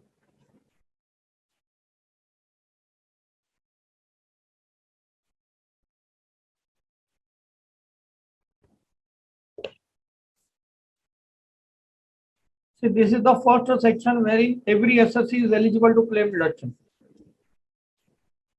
Till now, whatever section we have learned, mostly in all the places, either only individual was an eligible SSC who could claim deduction, or in certain cases individual and HUF. But this is the first occasion, or this is the first time that even other SSCs are eligible to claim the deduction. And this is section 80G. Here deduction is allowed in respect of donations made. Here deduction is allowed in respect of donations made.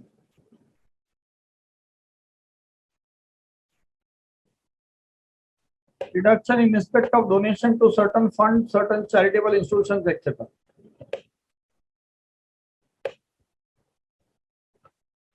Eligible SSE, who can claim deduction? Deduction under this section can be claimed by any SSE. Any SSE can claim deduction for amount donated. You can claim deduction for donations made. So deduction will be allowed to all SSEs. Deduction will be allowed only if money is donated. Say for example, Sarvana on the occasion of his birthday has distributed free clothes to poor people. Sarvana has distributed free clothes to poor people on the occasion of his birthday. So that is also a donation. Can he claim deduction? Answer is no. Why? Because this is donation in kind. Deduction will be allowed in section 80G only in respect of donation in cash. So donation should be in money terms. It should be a monetary.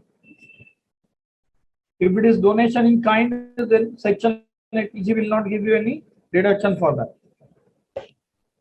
Number two, say for example, Sarvana has donated money to beggars on the street. Those poor people who are begging money on the street, Sarvana has donated money to them. Every day he gives 10 rupees to one beggar. So there are 10 beggars. Every day he is donating 100 rupees. Can he claim deduction? No. Because deduction will be allowed only if donation is given to specified fund or specified institution. Deduction will be allowed only if the donation is given to specified fund or specified institution.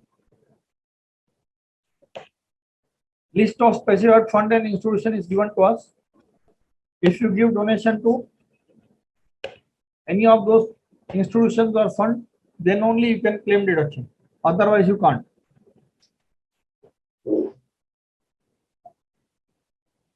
So, important point number one, donation should be sum of money. Important point number two, first of all, donation should be sum of money. Number two, donation should be to a specified fund or institution. Number three, if the donation amount is up to 2,000 rupees, if the donation amount is up to 2,000 rupees, then you can donate money in cash or by check or any other mode. But if the amount of donation is more than 2,000, the amount of donation is more than 2,000, then you should make payment by any mode other than cash only. So you can make payment by account pay, check, account pay, bank draft, ECS, RTGS, NEFT, any mode except cash. In other words, if you give a donation of more than 2,000 in cash, then deduction will not be allowed in section 80G. Deduction will not be allowed in section 80G. Proof of payment. If you want deduction in section 80G, you should have a evidence that you have donated money. How you will get the evidence? Number one, there might be an entry in your passbook.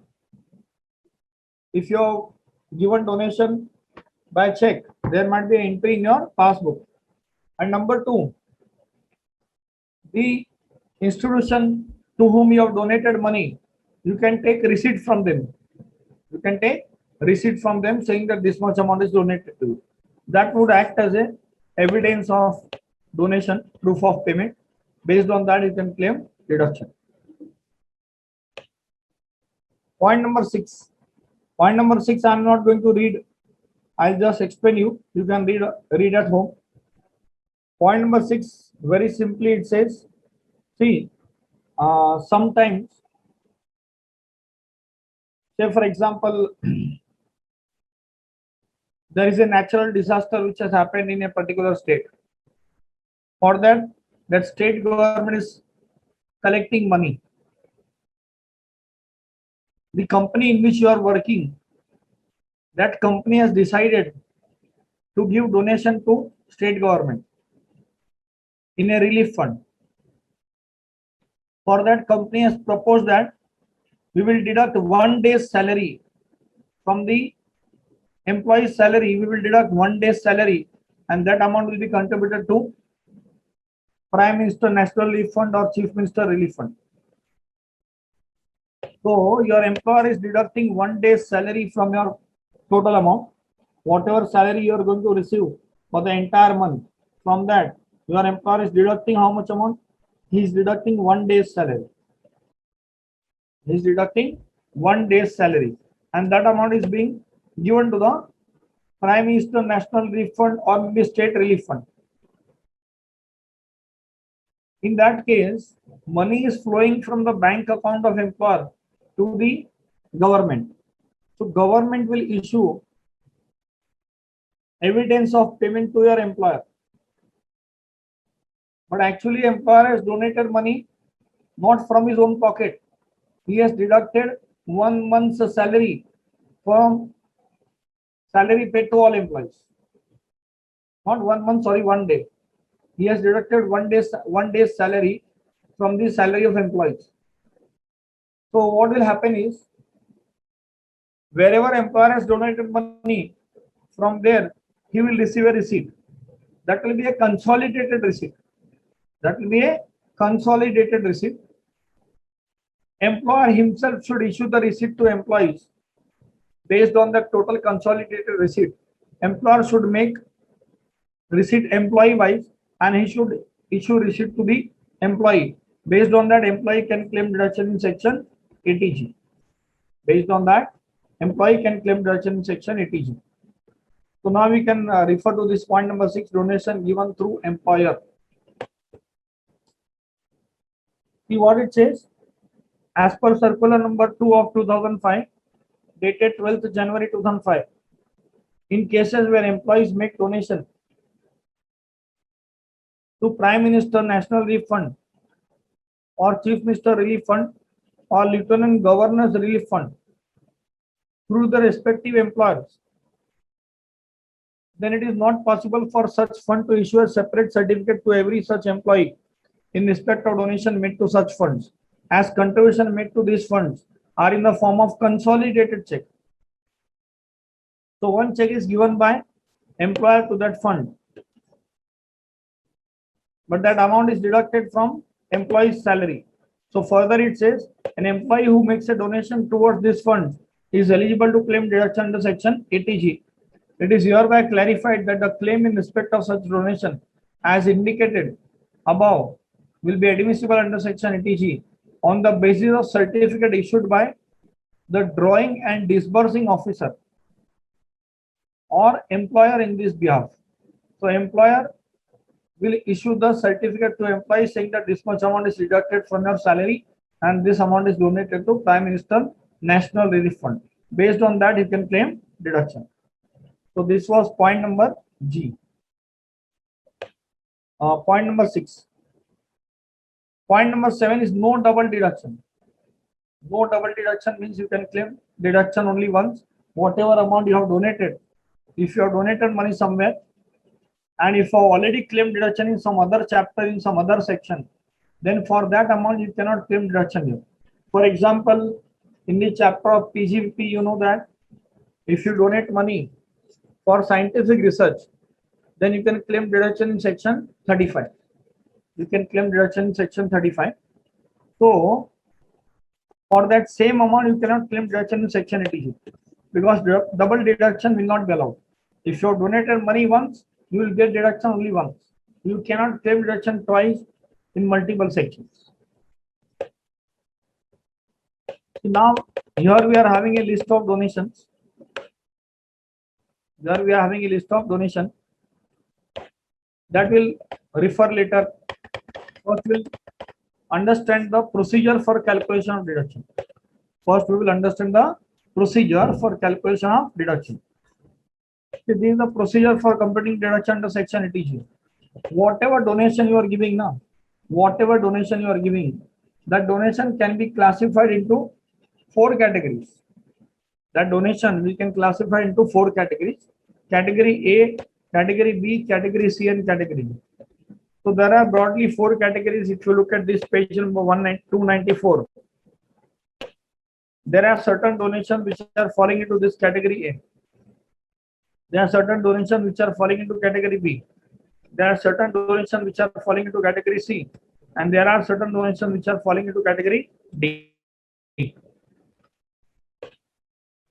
So while calculating deduction, while computing deduction, you have to identify that amount donated by you belongs to which category.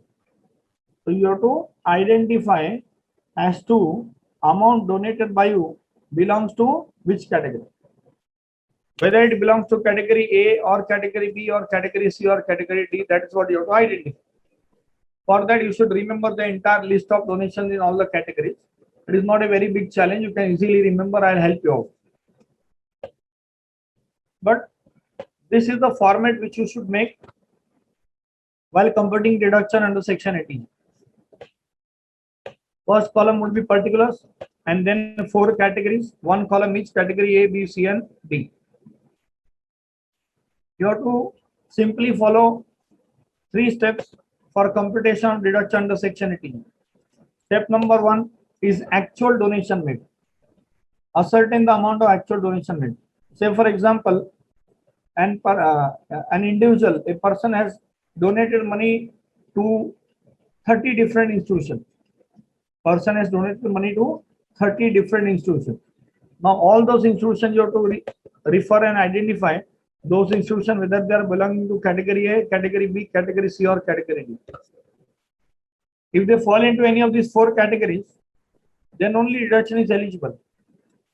So who are covered by different categories, we have the list here.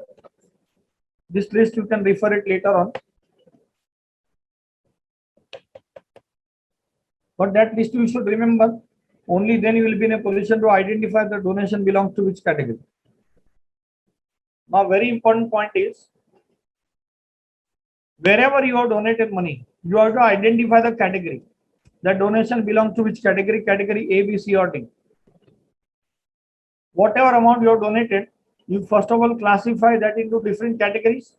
Based on the classification into categories, then you take the total. For example, you have donated money to 30 different institutions. Out of those 30 institutions, 10 are falling into category A, 10 are falling into category B, 5 are falling into category C, 5 are falling into category D. Then all those institutions which are belonging to category A, you write in the category A column only. Then you take the total of all the donations made to those institutions which are falling into category A. So my step number 1 is to ascertain the amount of actual donation category wise. Once I have ascertained, I will be having 4 amounts only, one for each of the categories. So once I have calculated this amount of actual donation made category wise, my step number 1 is over. Then I will move on to step number 2. That is calculation of qualifying amount. Calculation of what? Qualifying amount. For category A, qualifying amount will be step 1 into 100%. Step 1 into 100% means whatever donations are made, entire amount will qualify. For category A and category B, whatever donations you are making, entire amount will qualify for deduction under section 18. So for category A, it is step 1 into 100%. For category B also it is step 1 into 100%. Is that very clear?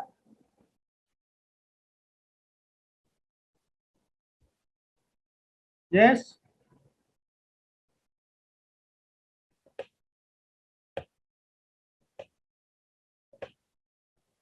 So for category A and category B, 100% donations will qualify for deduction. So in both categories, category A and B, we have written step 1 into 100%, step 1 into 100%. Now what about category C and D? What about category C and category D? See, category C and D, you have to ascertain the qualifying amount, but you will not ascertain the qualifying amount for each of the categories separately. You will ascertain the qualified amount on a combined basis. For category C and D combined, you will ascertain the qualifying amount. Qualifying amount will be lower of following two. Qualifying amount will be lower of following two. Number one is actual donation for category C and D. What do you mean by actual donation? Actual donation is nothing but amount written here in step number one. Amount written here in step number one. You take the amount written here in step number one for category A, amount written for category D, category C, category D. Take the total of both. You take the total of both. That will become point number A. That is actual donation for category C and D. Actual donation for category C and category D. Thereafter, point B, you calculate 10% of adjusted gross total income. Point B, you calculate 10% of adjusted gross total income. What is your adjusted gross total income? Just below this table, I have given a smaller table. In this, we have calculated adjusted gross total income. Adjusted gross total income means gross total income minus long-term capital gain, which is covered by section 112. Long-term capital gain, which is covered by section 112, as well as long-term capital gain, which is covered by section 112A. So long-term capital gain both covered by section 112 as well as covered by section 112A. You have to take both long-term capital gain. Thereafter, also deduct the short-term capital gain, which is covered by section 111A. Short-term capital gain, which is covered by section 111A. I am sure you remember all these things. Do you remember this? Short-term capital gain covered by section 111A. Yes or no?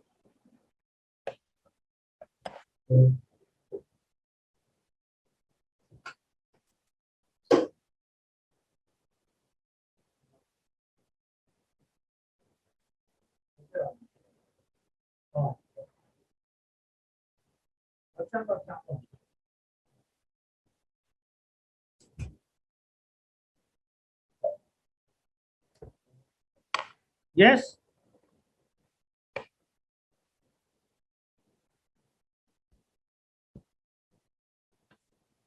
So, first of all, you take the amount of gross total income. From that, you deduct long-term capital gain, which is covered by section 112 and section 112A. You deduct the amount of short-term capital gain, which is covered by section 111A. Very important point to be noted is here you should not deduct winning from lotteries, crossword puzzle, etc. Someone was asking me the same point. So winning from lottery, etc., that amount should not be deducted. Then you deduct all chapters.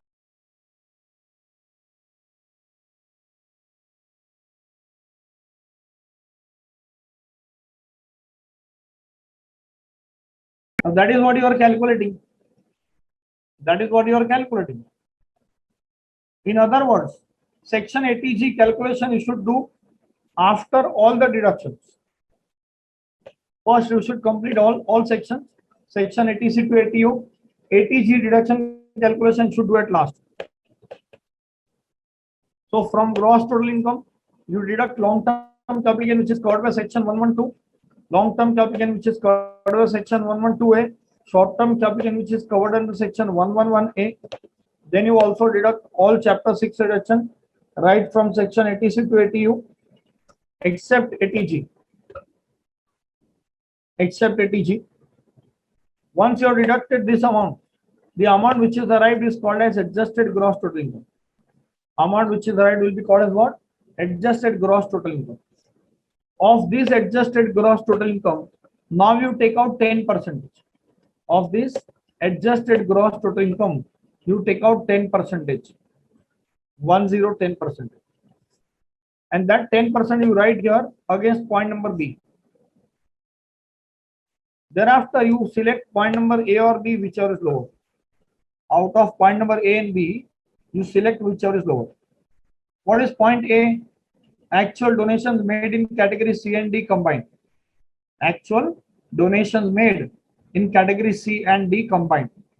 That is our point number A. What is point B? 10% of adjusted gross total income. Point B is 10%.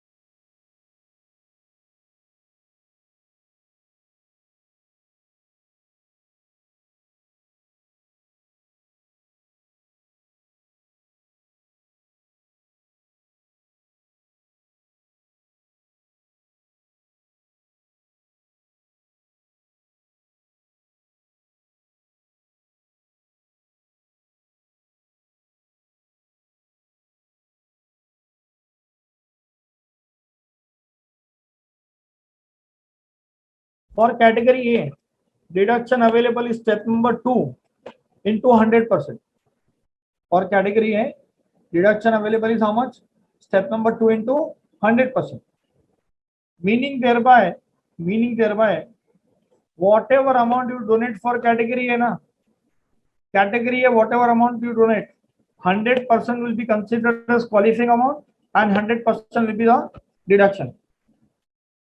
In other words, entire amount of donation pertaining to category A will be allowed as deduction. Entire amount of donation pertaining to category A will be allowed as deduction. Is that very, very clear? Category A is clear to you?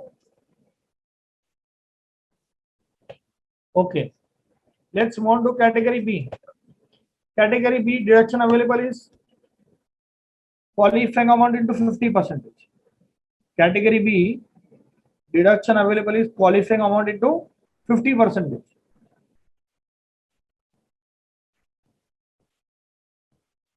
So, in category B, we can see that whatever amount is donated, 100% amount is qualifying, but 100% amount is not considered for deduction. Whatever amount is qualifying, your deduction will be 50% of that. Your deduction will be 50% of that. Yes or no? Are you understanding this?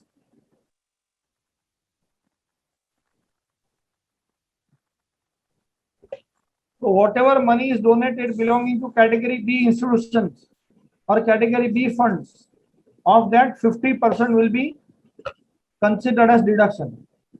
50% will be allowed as deduction. Now let's move to category C and D. In category C and D, actual donation amounts are separate category wise. Actual donation, you have category wise actual donation for category C and D. But qualifying amount you have calculated in a combined manner. Qualifying amount you have calculated in a combined manner. You have taken actual donation of category C and D combined, that you have compared with 10% of adjusted gross total income. That you have compared with what? 10% of adjusted gross total income. Then you have selected which was lower out of A and B. But that amount is combined for category C and category D. That amount should be bifurcated in two parts. How much you should take it to category C and how much you should take it to category D. In category C, your deduction would be 100% of qualifying amount, and category D, your deduction will be 50% of qualifying amount. So definitely it goes without saying that you should allocate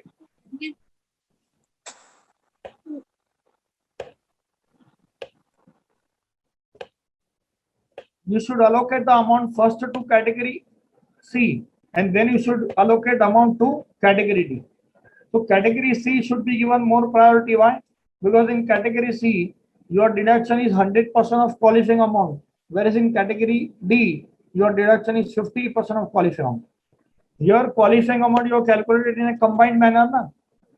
For category C and D, qualifying amount is calculated in a combined manner.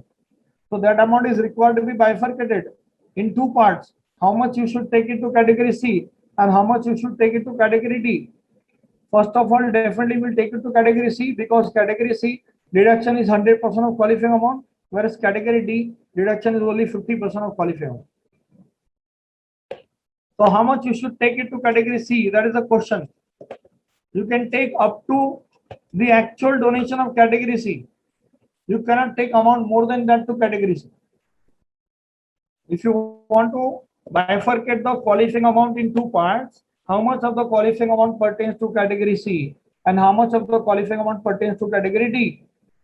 While you do such bifurcation, first we should allocate amount to category C because your deduction is 100%. How much amount you can allocate? Maximum to the extent of actual donation of category C. Maximum to the extent of actual donation of category C. Balance, if any, should be allocated to category D. Balance, if any, should be allocated to category. category D. Let me give you an example.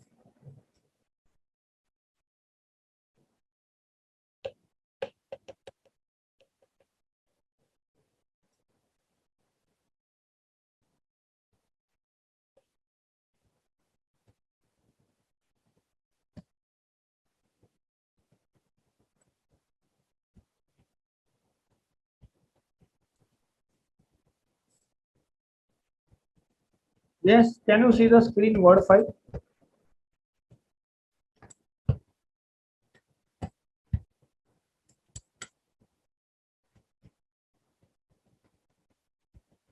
No.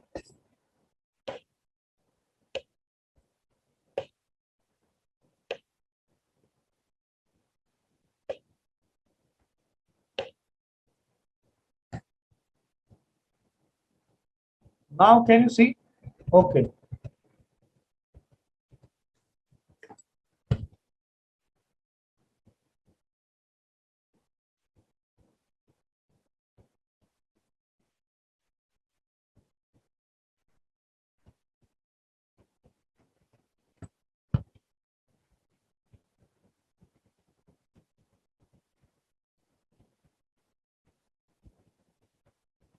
Here I will make you understand two things.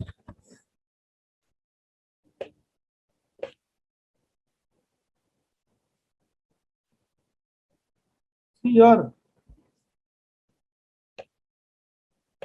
category A, B, C, and D. I have taken the format here. My first step is to ascertain the actual donation. Whatever money you have donated, you have to identify whether that institution or the fund belongs to category A, B, C, or D. Wherever they belong, you should put that amount of donation in that particular column only. Thereafter, you should take the total, and that total amount is nothing but actual donation made for each of the categories. Actual donation made for each of the categories. So your first step is to ascertain the amount of actual donation category wise. Ascertain the amount of actual donation category wise. So actual donation for category A, I am just giving you the numbers. Don't ask me from where these numbers are coming. It is just an example. Actual donation for category A is say 50,000 rupees. Actual donation for category B is also 50,000. Actual donation for category C and D is 40,000 rupees for each of the categories, that is C and D.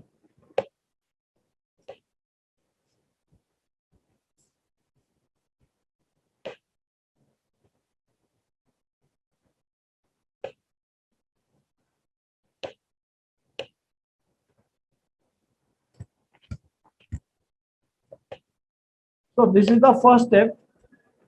You will be given the list of donations in the question. You have to identify those donations are belonging to which category. Wherever they belong, put that amount in that column. Then you take the total of those columns. Thereafter, you will get the actual donations made category wise. You will get the amount of actual donations made category wise.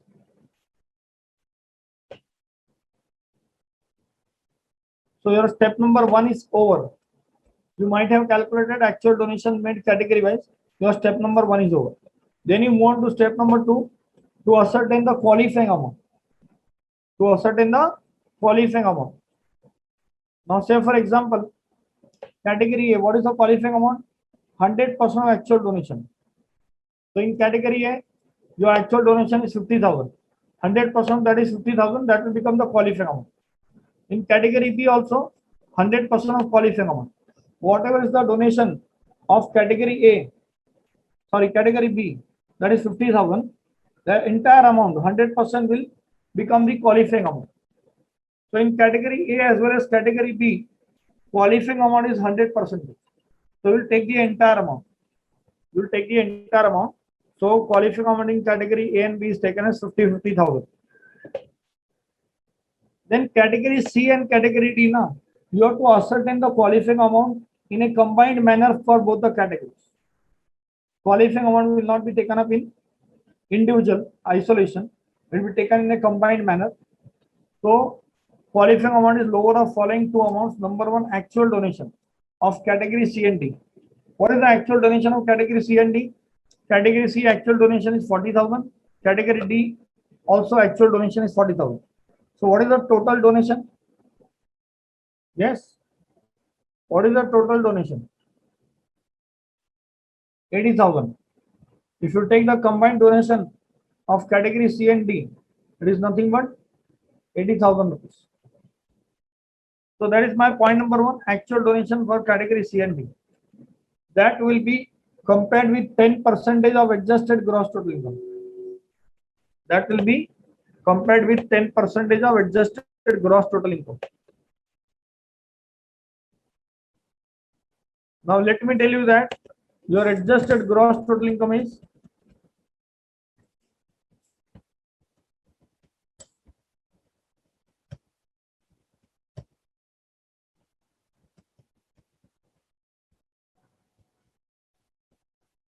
for example, your adjusted gross total income is 6 lakhs. Your adjusted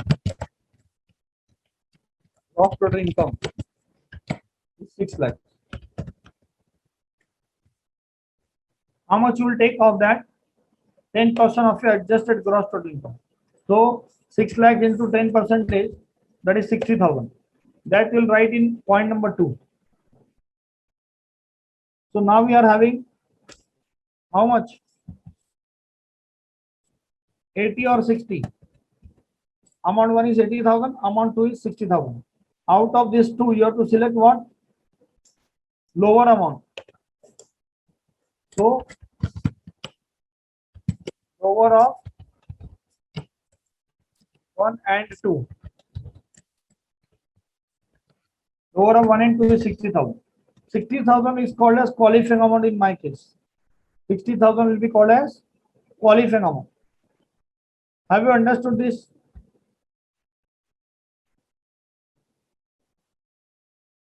Yes or no? Have you understood the calculation of qualifying amount? How do we calculate the adjusted gross total income? Adjusted gross total income is nothing but gross total income minus LTCG covered in section 112 minus LTCG covered in section 112A minus STCG covered in section 111A minus all chapter 6 section 86 to 80U except 80G. You will get the amount of adjusted gross total income. Of that you take 10%. I have already given you the amount of adjusted gross total income directly, 6 lakh rupees. In the examination, you have to calculate. Then I have taken 10% of 6 lakh here, that is 60,000. Then I am selecting lower of point 1 and 2.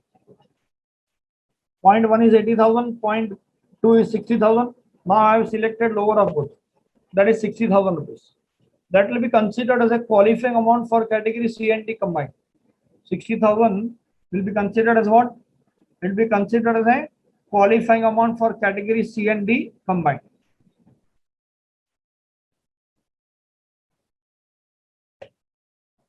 Then you move on to step number 3 to ascertain the amount of deduction. You move on to step number 3 to ascertain the amount of deduction.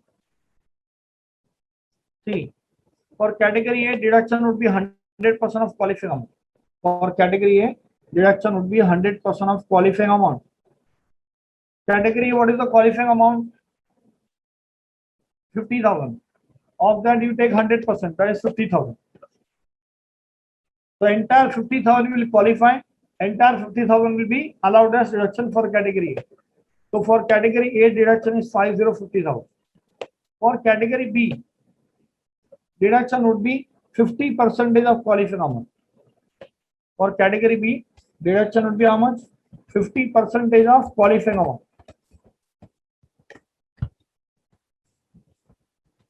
For category A, deduction is 100% of qualifying amount. For category B, it is 50% of qualifying amount. What is qualifying amount in case of category B? 50,000. Of that you take 50%, that is 25,000. Of that you take 50%. So 50% of 50,000 is 25,000. Then we move on to category C and D.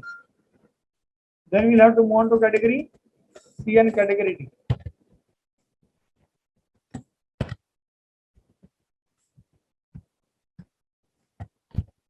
See, category C and D, you have a combined qualifying amount of 60,000. 60,000 is your combined qualifying amount in category C and D. This 60,000 should be bifurcated into two parts. How much will belong to category C and how much will belong to category D? How much will belong to category C and how much will belong to category D? How much amount should be taken to category C out of the 60,000? Definitely we should give priority to category C. Why? Because in category C, deduction is 100% of qualifying amount, whereas in category D, deduction is only 50% of qualifying amount. So we should try to put as much as possible amount in category C only, so that I get 100% deduction. So how much amount I can put in category C out of the 60,000? I can put maximum 40. Why only 40? Because the actual donation of category C itself is 40,000. Because the actual donation of category C itself is 40,000. So you can put maximum 40,000 only in category C. So I'm taking 40,000 in category C. Of that, 100% amount is allowed as deduction. So for category C, it is 40,000. 40,000 to 100%, 40,000. Is that very, very clear? Have you understood the procedure? Now I'll put the amount in the fourth column, that is column D, category D. What was the combined qualifying amount of category C and D? What was the combined qualifying amount for category C and D? 60,000. Out of 60,000, how much you have taken into category C? Out of 60,000, how much amount you have taken into category C? 40,000. So what is left for category D? What is left to be taken to category D is only 20,000. So I will take 20,000 to category D. I will take 20,000 to category D.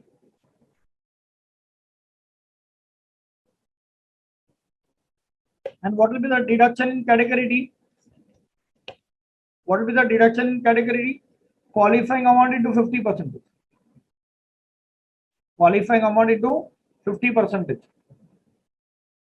So how much is the qualifying amount for category D? 50,000 is the qualifying amount. Oh, sorry, 20,000 is the qualifying amount.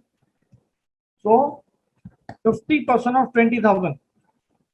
50% of 20,000 would be considered as deduction for category D. So qualifying amount, combined qualifying amount of category C and D was 60,000. Out of that 60,000, we have taken 40,000 to category C. So remaining 20,000 will take it to category D. Of that 20,000, we'll take 50%, that is 10,000. Of that 20,000, we'll take 50%, that is 10,000 as deduction for category D. Now you finally take the total of all the deduction in category A, B, C, D. Take the total. Category A deduction is 50,000. Category B deduction is 25. Category C deduction is 40. And category D deduction is 10,000. So 50 plus 25 is 75. Plus 40 is 115. Plus 10 is 125. So your total deduction under section ATG would be 1,25,000. Have you understood this? You have to just follow steps. Step-wise calculation, if you do, there will not be any difficulty.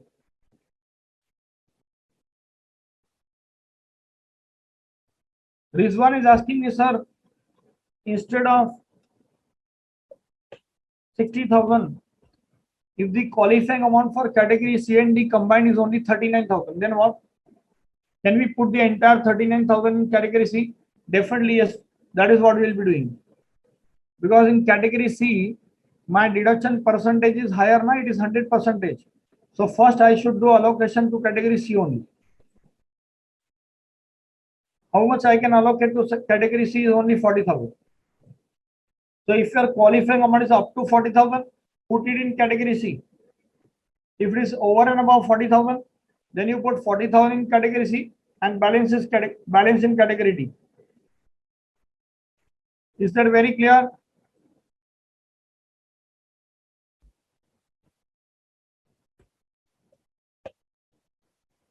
Now the point is, how do you remember that which donation belongs to which category?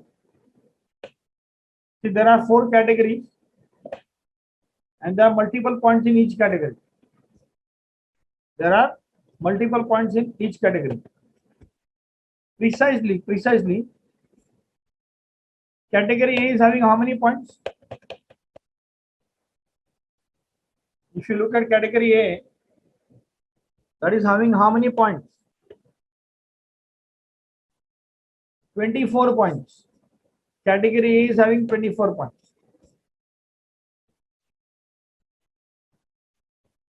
Category A is having 24 points. Category B is having 4 points. Category B is having 4 points. Category C is having 2 points. And for all practical purposes, category D will have numerous points. Category D will have numerous points. Now the point is, how do you remember the entire list? For that, I'll explain you the shortcut to remember this. See, category A, you are having 24 points. So even if you read it 24 times now, you will not remember those 24 points. So forget about category A. Category A, you are having 24 points. Even if you read those 24 points 24 times now, you will not remember.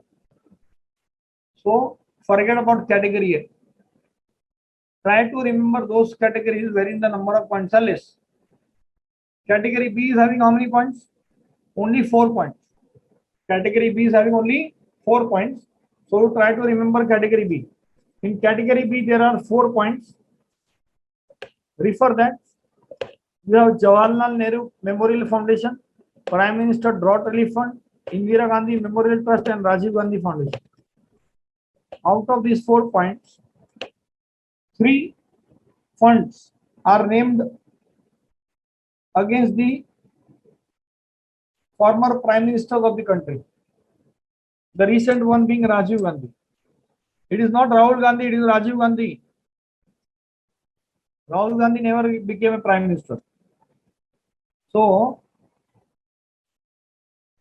the recent prime minister out of these 3 being Rajiv Gandhi.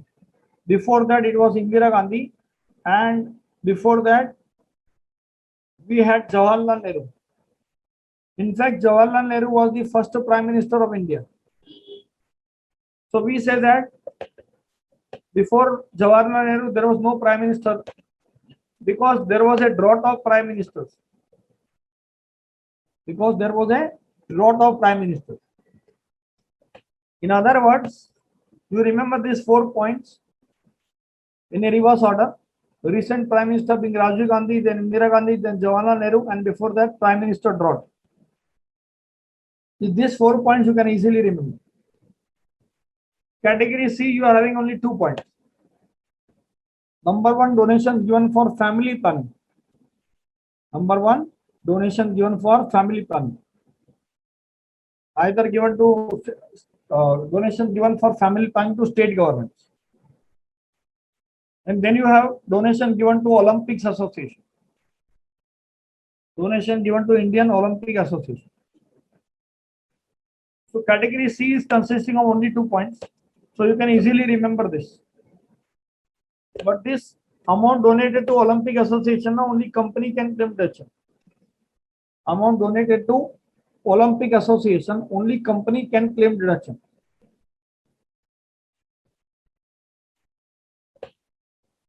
Other persons cannot claim deduction.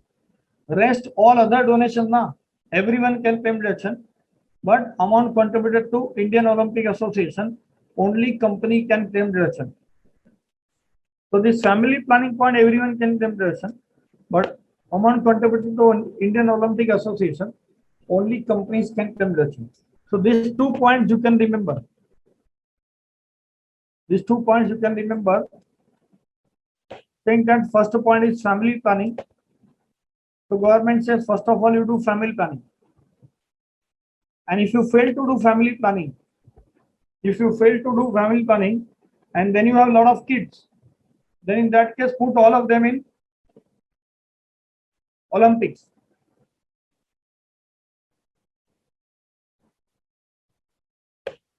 In India there is a shortage of athletes. In India we do not have more athletes. So government says first of all you do family planning. If you fail in family planning, then put all your kids in Olympics. So you remember 2 points. Number 1, family planning, and number 2, Olympics. Category B and C you can easily remember. You can easily remember category B and C because in category B there are only 4 points and in category C there are only 2 points. Category D now, for all practical purposes, category D will have unlimited points. See, category D will include all charitable trust, all religious trust, which are registered for the purpose of section 80G. For example, Tirupati Devasthanam Trust. Tirupati Balaji Devasthanam Trust is not written anywhere in any of the category, but it is registered in section 80G. So that Tirupati Balaji Devasthanam Trust will fall into which category? It will fall into category D. It will fall into category D. So for category D, you remember only one thing, that the institutions to whom we have donated money now, those institutions should be approved institutions. Institutions to whom we have donated money now, those institutions should be approved institutions. If they are approved institutions, you can claim deduction. If they are approved institutions, you can claim deduction. So if approved or recognized, what is appearing? You can say that those donations are belonging to category D. Those donations are belonging to category D. Category A, you are having 24 points. You will not remember those. So what you should do now? You should try to remember certain words. For example, the widest word is international. The widest word, when we talk about the geographical boundaries, the widest word is international. Compared to the word international, slightly narrow word is national. National indicates a nation.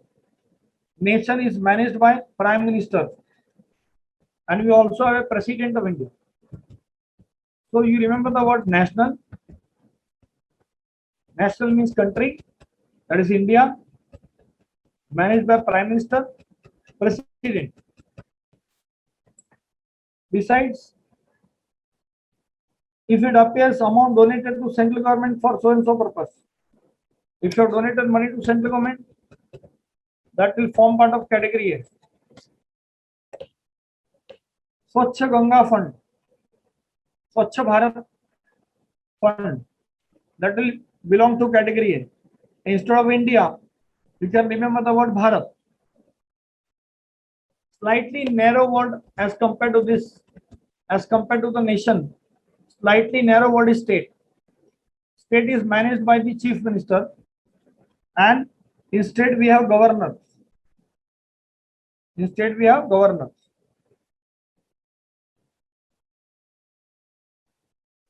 Rizwan is asking whether donation to government is considered as central or state government. Yes. Donation to government is considered as central or state government. If amount is donated to the fund set up by the central government, that money will get into the pocket of central government. If the fund is set up by the state government, that money will get into the pocket of state government. So the widest word is international. As compared to that, slightly less wider word is nation or national. Nation means country. It is India in our case. Country is managed by Prime Minister, President. Prime Minister and President. Ganga is the name of river. Ganga belongs to all Indians. Central government is managing the nation.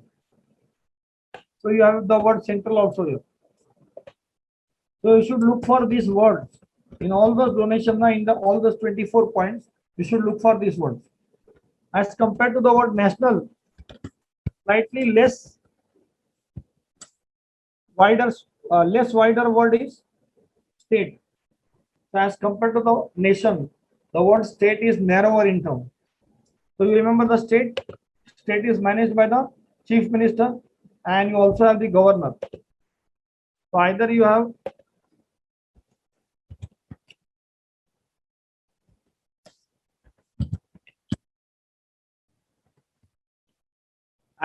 the word state or you have the word state government. Dikshit, that Swachh Bharat Kosh, you can remember the word Bharat. National, nation means India. India means Bharat.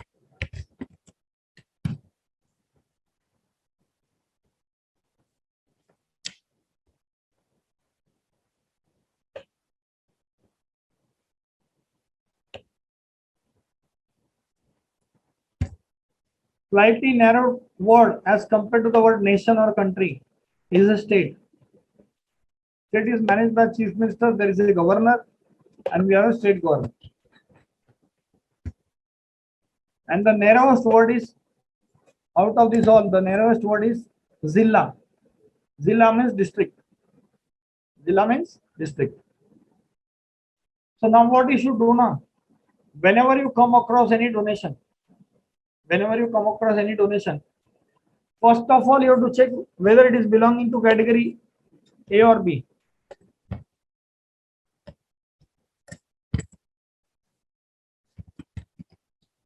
First of all, you check whether it is belonging to category B, yes or no. That you check. Why you check category B first now? Because you are having limited points. You are having limited points. So, if the word Rajiv Gandhi, Indira Gandhi, Jawaharlal Nehru or Prime Minister dot word appears, then it belongs to category 1. Category B. So, first of all, any donation which is made, you check whether it is belonging to category B or not. If it doesn't belong to category B, you go to category C. Category C, they are covering 2 points, family planning and Olympics. If the word family planning or Olympics is appearing, then that donation belongs to category C. So your step number 1 is to identify where that donation belongs, to which category it belongs. So first you check category B, then you check category C. If your donation neither falls into category B nor into category C, then you search for these words: Indian, national, India, Bharat, Prime Minister, President, Ganga, central government or central. Compared to that, state government, state, chief minister, governor. Compared to that, slightly narrower term, Zilla. Zilla means district. So, first you should check whether your donation is falling into category B or not. If it doesn't fall into category B, then you check category C. If it doesn't fall into category C, then you look for these words and check category A. If your donation doesn't belong to category A, B, C and A, B as well as C, then you check whether the donation is given to approved institution,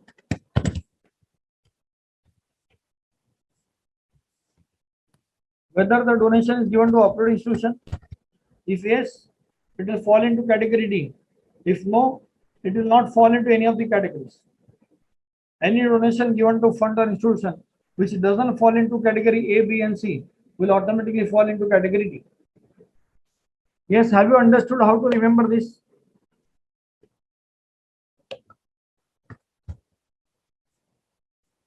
Yes or no? Okay. For your satisfaction, I am reading the list of entire donation. I'll only read those words which I am searching for. From the list, I am having few words now. Those I'll be searching in each of the donations here. So category A, point 1 is Prime Minister National Relief Fund. So Prime Minister, what is appearing here? Prime Minister Armenia Earthquake Relief Fund. Prime Minister, what is also appearing here? Point 3, International Africa Public Contribution India Fund. Africa Public Contribution India Fund.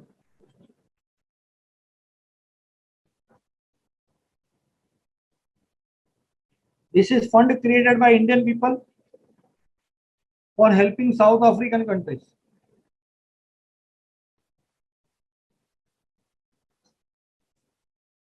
For helping African countries, Indian government has created the fund. If you donate money to that fund, that will be called by category A, point 3. In point 4, we are having the word national. Point 5, we are having the word national. University education institution of national importance. Point 6, Maharashtra Chief Minister. Point 7, Zilla. Zilla means district. Zilla Saksharta Commission. Zilla Saksharta Samiti. Meaning thereby it is district education committee or district literacy commission. Literacy committee. It is not education committee, but literacy committee. Point 8, National Blood Transfusion Council, State Blood Transfusion Council. Point 9, fund set up by the state government for medical relief of poor. So what state government is appearing here? Point number 9, central, what is appearing here? Central. Dixit, PM Care Fund is also covered by point category A only. It will come in the last.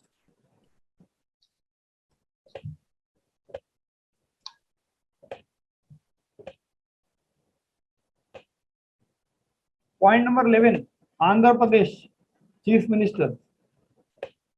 Point number 12, National. Point number 13, Chief Minister. Point number 14, National. Point number 5, National. 14, 15. These donations are including the word national. Point number 16, fund set up for technology development application. And this fund is set up by central government. This fund is set up by central government. National Defence Fund. Fund set up by the government of Gujarat. Gujarat is a state. Then we have point number 19, National Trust. Point number 20, National. Point number 21, National. Point number 22, Bharat. Point number 23, Clean Ganga Fund. Ganga belongs to the entire country. And point number 24. Point number 24, Prime Minister Citizens Assistance and Relief in Emergency Situation. PM Care Fund, which was created recently due to COVID. The full form is what? Prime Minister's Citizen Assistance and Relief in Emergency Situation Fund. Prime Minister's Citizen Assistance and Relief in Emergency Situation. So in all these 24 points now, in all these 24 points, you can see that yes, either the word national or the word state or chief minister, prime minister, governor, president, district, all these words are appearing. So whenever you come across any donation, first of all you have to check it belongs to whether it is belonging to category B. If it belongs to category B, put there. If it doesn't belong to category B, move on to category C. If it doesn't belong to category C, then you move on to category A and find those words: National, India, Bharat, Prime Minister, President, Ganga, central government, or the word central. Or find out the words, look for the word state, chief minister, governor, state government, or you look for the word Zilla. If any of these words are appearing, put that donation in category A. And any of these words are not appearing, but Recognized what is appearing. For example, recognized charitable trust, recognized religious trust. Then you put that donation category D. You put the donation category D. Have you understood this? Yes.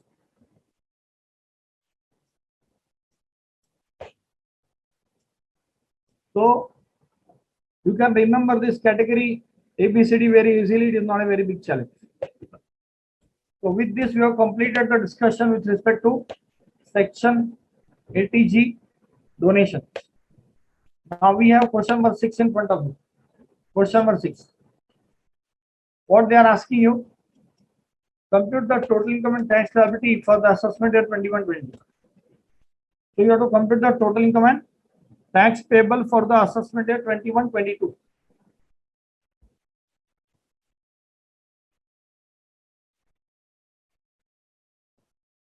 See, donation to MPMLA. Why will you give donation to MPMLA? Sarvana, we will not give donation to MPMLA. We will give donation to fund. We will give donation to state fund which is set up by the state government or fund which is set up by the central government. Why there is a need to donate money to MPMLA? Let us donate money directly to the government only. So MPMLA word is not appearing anywhere. Sarvana, is that clear?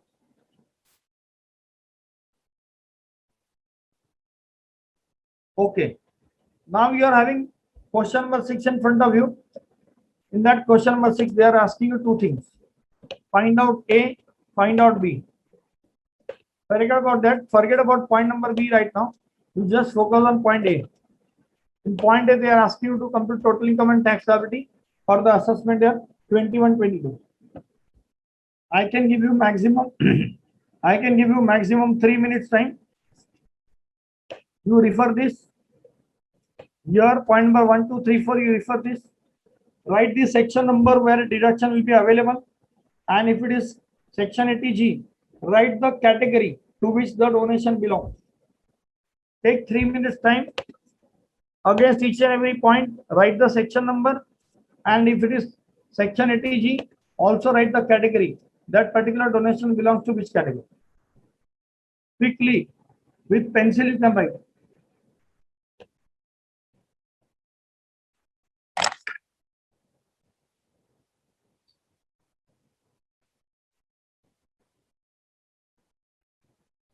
Okay, let us start. Let us start reading the question. I'll help you out. Mr. A, whose gross total income for the assessment at 21-22 is 5,30,000.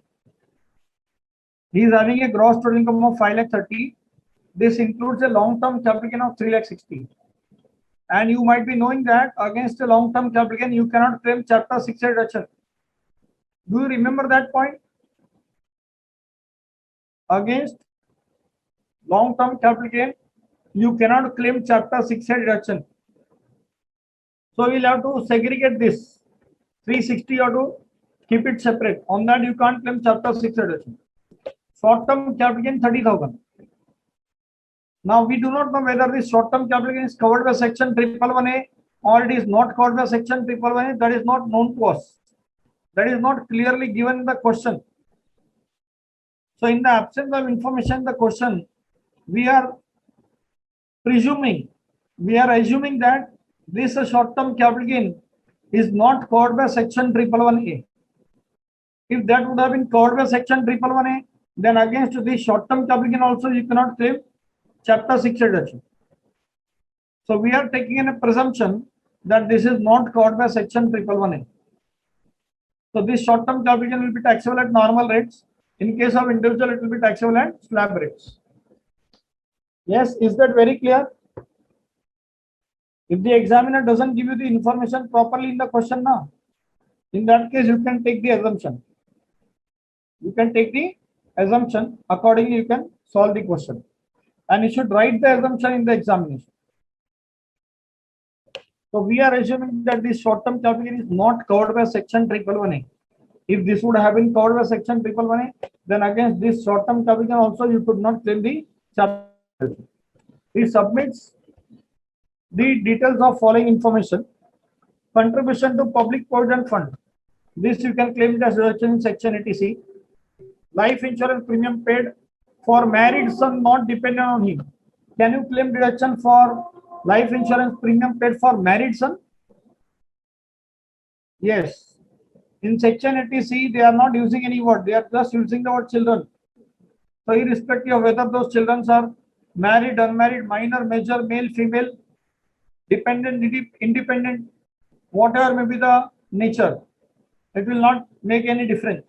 You can claim it as deduction under section 80C. So point number 1 is covered by section 80C. Point number 2 is also covered by section 80C. Point number 3, mediclaim premium paid by check. See, just referring to point number 3, one doubt has arisen in my mind. I'll ask you that doubt at the end of this question. At the end of this question, I will ask you one doubt related to section 80D. But right now, let us proceed. Point number 3 says medical insurance premium is paid by check for himself. Which check it is? This is paid by which check? Not given, na? So you can say that it is paid by check. Anyway, section 80D doesn't use the word account pay check. Anyway, section 80D doesn't use the word account pay check. They are using the word other than cash. In section 80D, they have used the word other than cash. So even if it is bearer check, it is okay. Dixit, in section 80D, you can claim deduction only for dependent children, definitely. So for himself, he can claim deduction in 80D. In 80D group 1. Group 1 will include self, spouse and dependent children. Then point number B, for married son not dependent on him, for that also you can claim deduction in 80D group 1. Group 1 will cover self, spouse and dependent children. Group 1 will cover self, spouse and dependent children.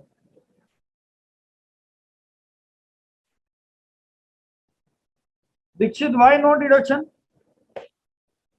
For married son, for not dependent. They have written the word not dependent. If they would have written married son dependent, then you can claim deduction. In 80D, you cannot claim deduction for a independent child. You can claim deduction only for a dependent child. But this married son is not dependent. So this 23,000, this 3,000, you cannot claim it as deduction in 80D. So how much amount will be eligible for deduction in section 80D is only 20,000 rupees. Only 20,000. Section 80C will be 10 plus 5, 15,000. Section 80D, it will be 20,000. Now comes point number 4. He has made the following donations. So you have to identify the category. National Defense Fund. First check whether it is falling into category B. No. Category B is having 4 points. Rajiv Gandhi, Indira Gandhi, Jawaharlal Nehru and Broad. This doesn't fall into category D. Is it falling into category C? Sorry, it doesn't fall into category B. If it doesn't fall into category B, you have to check category C. Do you have Olympics? No. Family planning? No. So this point is not covered by category B as well as C. Now we move on to category A. National, what is appearing? So you can put this in category A. Similarly, for Prime Minister National Relief Fund, this will go to category A. Yes or no? Okay. Point number 3 is Indira Gandhi Memorial Trust. Indira Gandhi Memorial Trust. This will belong to which category? Category B. Delhi University declared as an institution of national eminence. Delhi University declared as an institution of national eminence. This will move on to which category? Category A. Sarvana, not category D. National, what is appearing here? category A. Point number 5, Zilla Saksharta Samiti. That is category A.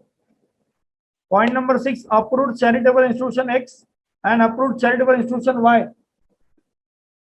This will belong to category D because the word approved is appearing here. The word national, prime minister, state chief minister, nothing is appearing. Word approved is appearing, so you can move on to category D. Amount donated to government for family planning.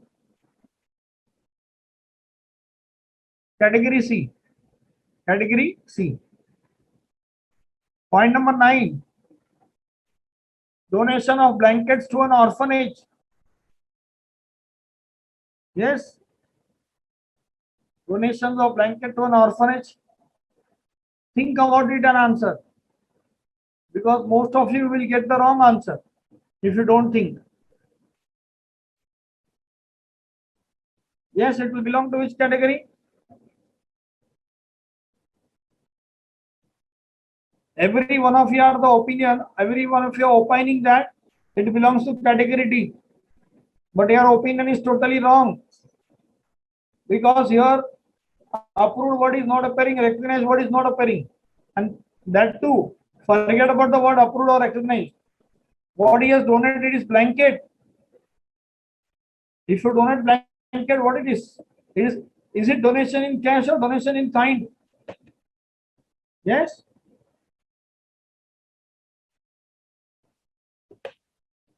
It is donation in kind. So if you refer to one of the important point in section 80G, see,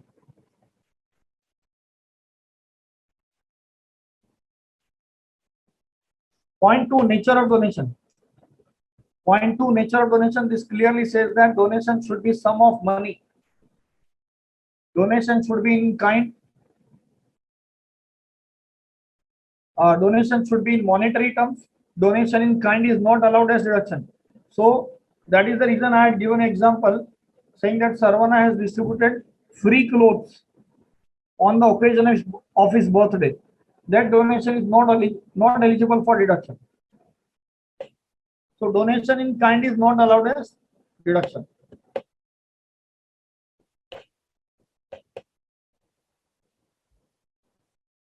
So point number 9 you can cancel. Point number 9 is not eligible for deduction anywhere.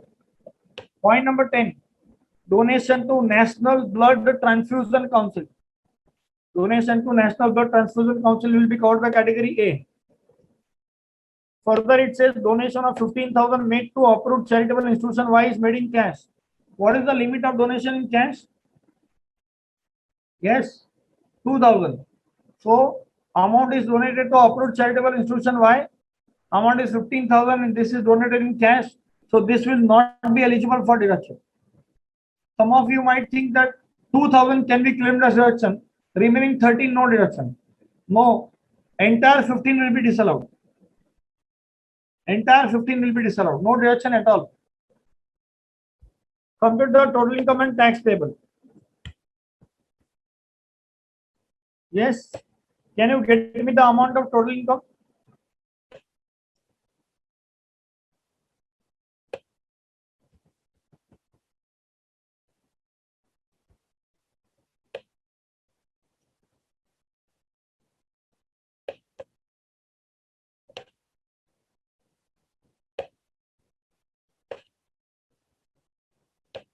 Take 2 minutes time if you can calculate.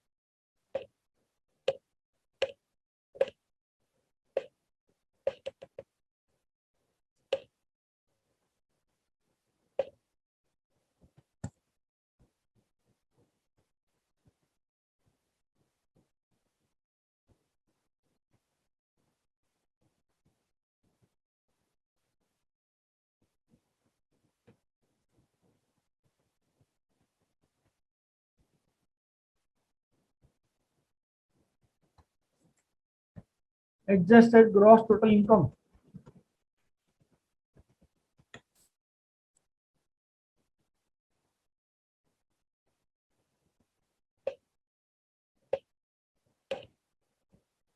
Nikshit.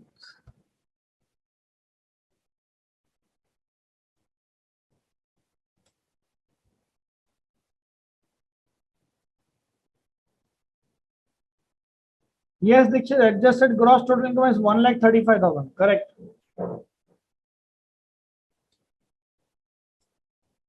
Adjusted gross total income is 1,35,000.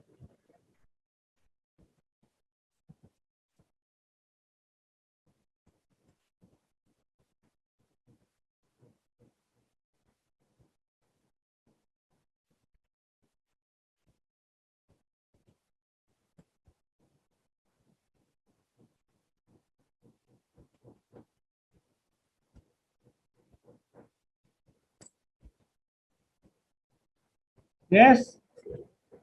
Anyone has got the answer? Or should I proceed?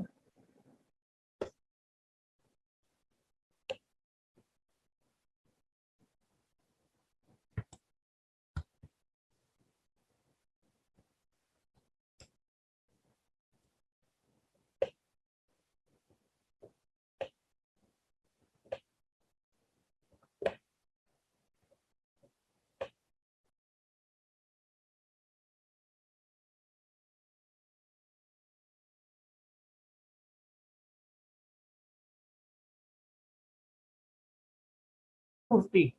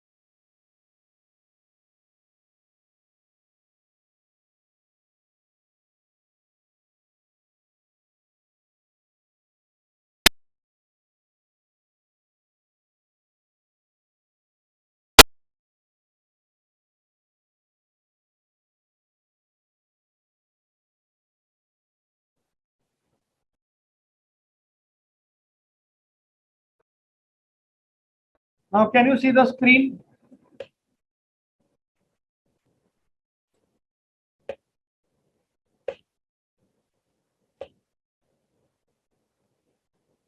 Okay. Let us proceed now.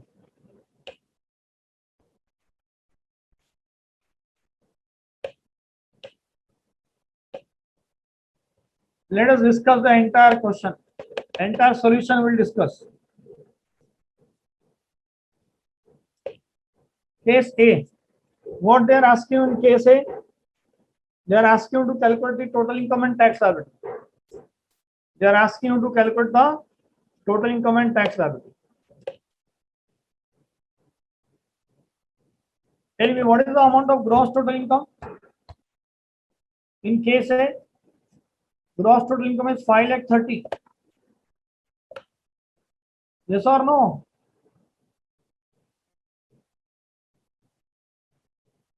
Say yes or no. From that 5,30,000, I should deduct the amount of those income which are taxable at fixed rate. I had shared a presentation with you wherein I had told you that from this gross total income, we should deduct the amount of those incomes which are taxable at fixed rate, because against those income you cannot get chapter 6 deduction. Do you have any such income? Yes. You are having long-term capital gain. How much? 360. So I am deducting this long-term capital gain of 360. So what is your gross total income excluding LTCG? Your gross total income excluding LTCG is 170. So your chapter 6A deduction can be maximum 170. It cannot exceed 170. Is that very clear to you? Dixit, your section 80G deduction amount is correct. Now from this, let us try to deduct the chapter 6 deduction. First of all, we have section 80C. Here we are having 2 points. Contribution to public provident fund 10,000. Life insurance premium paid 5,000. So total in section 80C is 15,000. Total amount in section 80C is 15,000.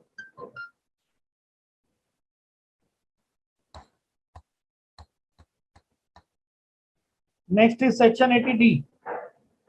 Section 80D, 20,000 is eligible. 3,000 spent for independent son is not eligible. So what is the deduction under section 80D is 20,000. Now we need to calculate deduction under section 80G. For that year we have made working note number 1. Working note number 1.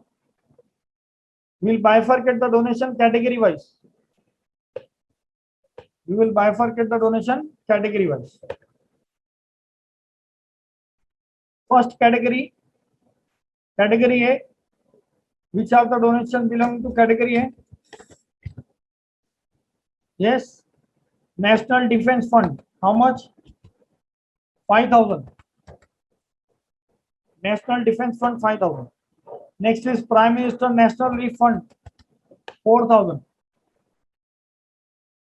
Indira Gandhi Memorial will get into category B.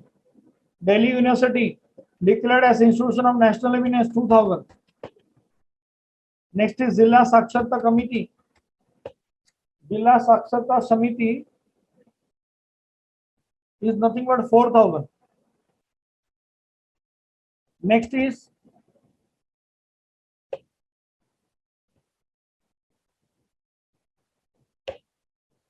National Blood Transfusion Council 2,000. National Blood Transfusion Council 2,000. So what is the total of donation made to category A? What is the total donation made to category A? 17,000. In this case, what will be the qualifying amount? What will be the qualifying amount? 100%. That is 17,000. And what will be the amount of deduction? Amount of deduction will be 100%. That is 17,000. Now let's move on to category B. Category B, do you have any point? Yes. Indira Gandhi Memorial Trust 5,000. 5,000 category B. Do you have any donation belonging to category C? Yes.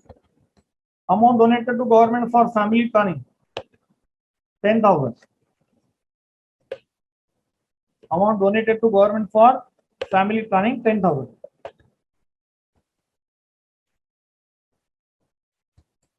Then category D, actually we had 2 donations.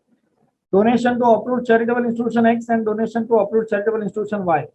But since donation to approved charitable institution Y is made in cash, exceeding 2,000 rupees, that is not eligible for deduction. So we will be taking up only one donation, that is donation to approved charitable institution X. So what is that amount? 12,000 rupees. So we have found out the category wise donation. See, this format of format is not proper. I should you should make that same format which I had shown you na. This format, this table format you can make. The format which is appearing on screen in front of you, that is not a good format. You can make this category wise ABCD 4 columns format. That would be better.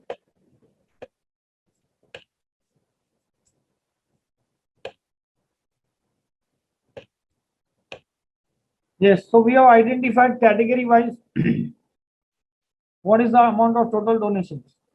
Category A total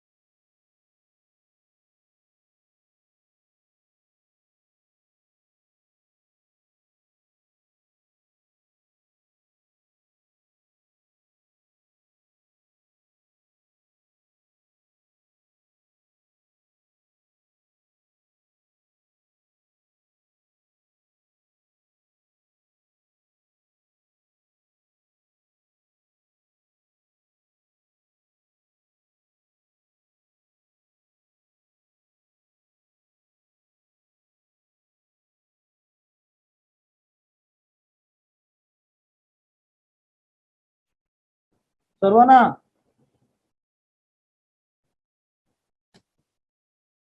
why 15,000? That 15,000 is donated to charitable institution. Why na?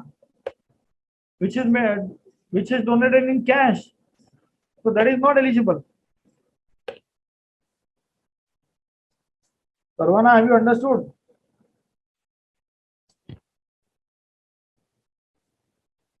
Okay. What is the aggregate donation of category C and D? 22,000. 22,000. Now you ascertain the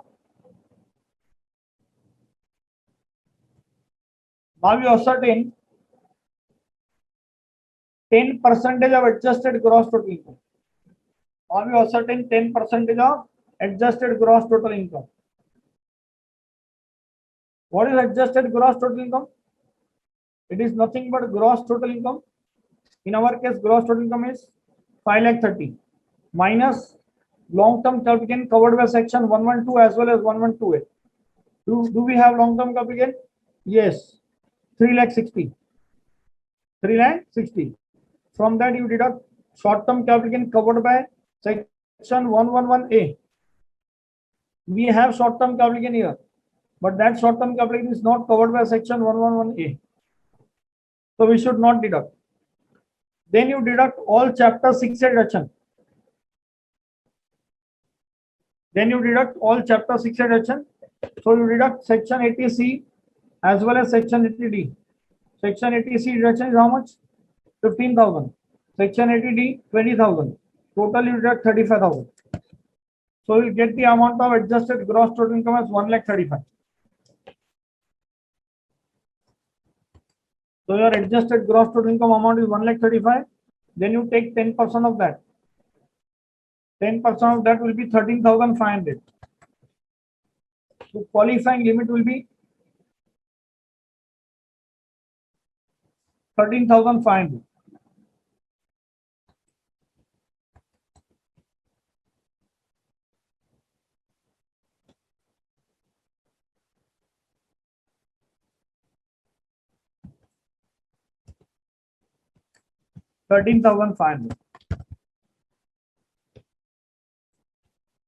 Now we have two things. Actual donation of category C and D combined, that is 22,000, and qualifying limit 10% of adjusted gross total income, that is 10% of 135, that is 13,500. Now I would compare 22,000 with 13,500 and I will select whichever is lower. I will select whichever is lower. So lower is 13,500. That 13,500 will be considered as my qualifying amount.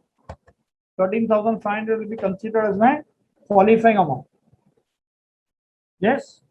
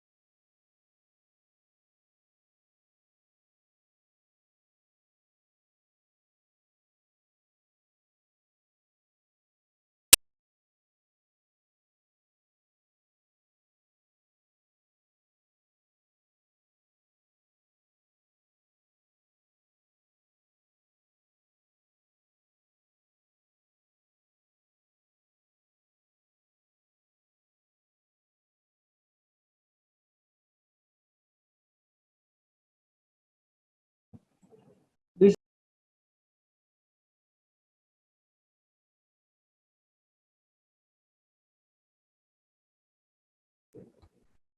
then category C and D.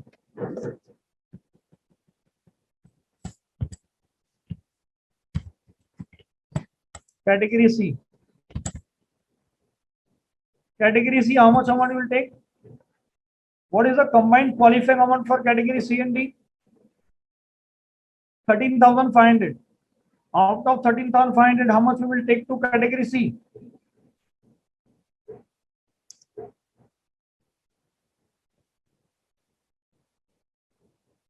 We will take 10,000 to category C. So category C is 100% of 10,000.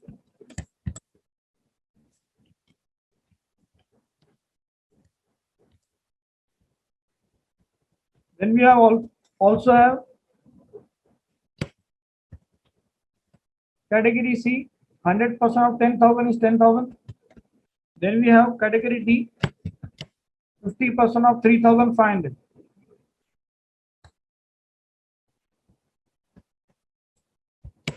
This is how much? 1,750. So total will be how much?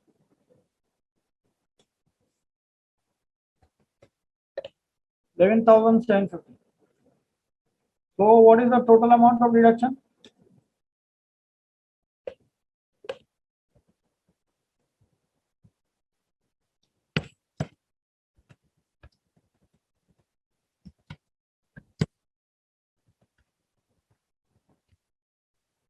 Yes.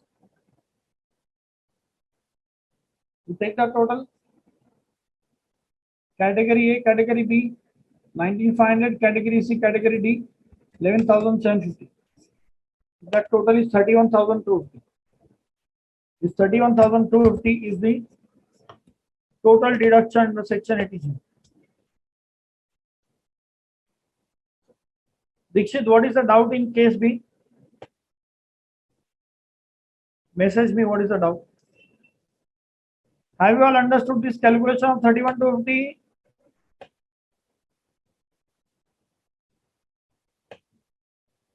Yes. So let us move on to our original statement of computation of total income. Against section 80G, we will write as per working note number 1, deduction amount is 31,250. I don't have any other chapter 6 deduction, so I'll take the total of 80C 15,000, 80D 20,000, and 80G 31,250. So total deduction will be 66,250. Total deduction is 66,250. Let me deduct 66,250 from my income taxable at slab rate 1,70,000. So I get the amount of 1,03,750. Yes.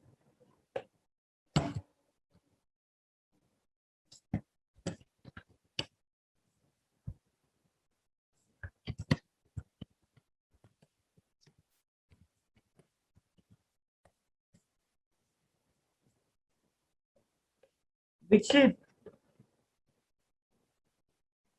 around 30 minutes back, Sarvana also asked me the same doubt, whether we should deduct lottery winning to obtain adjusted gross total income. Answer is no, we should not deduct the lottery winning. Dikshit, while calculating adjusted gross total income, we should not deduct lottery winning.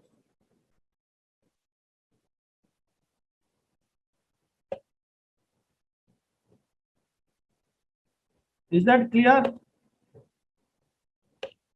Now, whatever long-term capital gain we have deducted, let us add that long-term capital gain once again here. That is 360. So my net taxable income will be how much? 4,63,750. Now on this 4,63,750, I have to calculate the tax liability. For the purpose of computation of tax liability, now I will bifurcate this 463,750 into two parts. Number one, income which is taxable at slab rates, and number two, income which is taxable at flat rate.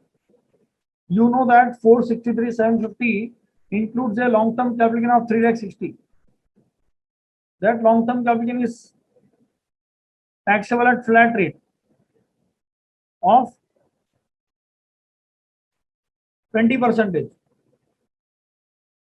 So I'll remove that. What is my income taxable at slab rate here? 1,03,750. Sarvana, short-term capital gain. Why to add short-term capital gain? Because we have not deducted short-term capital gain. Short-term capital gain We have assumed that it is not covered by section 111A, so we have not deducted here. So that should not be added. And this short-term capital is taxable at normal rates. When we say it is taxable at normal rates, it is automatically within that amount of 1,03,750. Sarvana, are you understanding?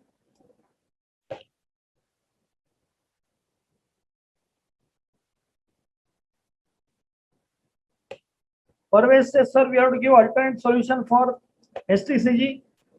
No, Parvez, there is no need. No need to give alternate solution. You just write a assumption at the end of the solution saying that short-term capital gain, in the absence of information, it is presumed that it is not covered by section 111A, therefore it is taxable at normal rate. That's all. For everything, if you go on providing alternate solution, then you will not be in a position to complete the paper.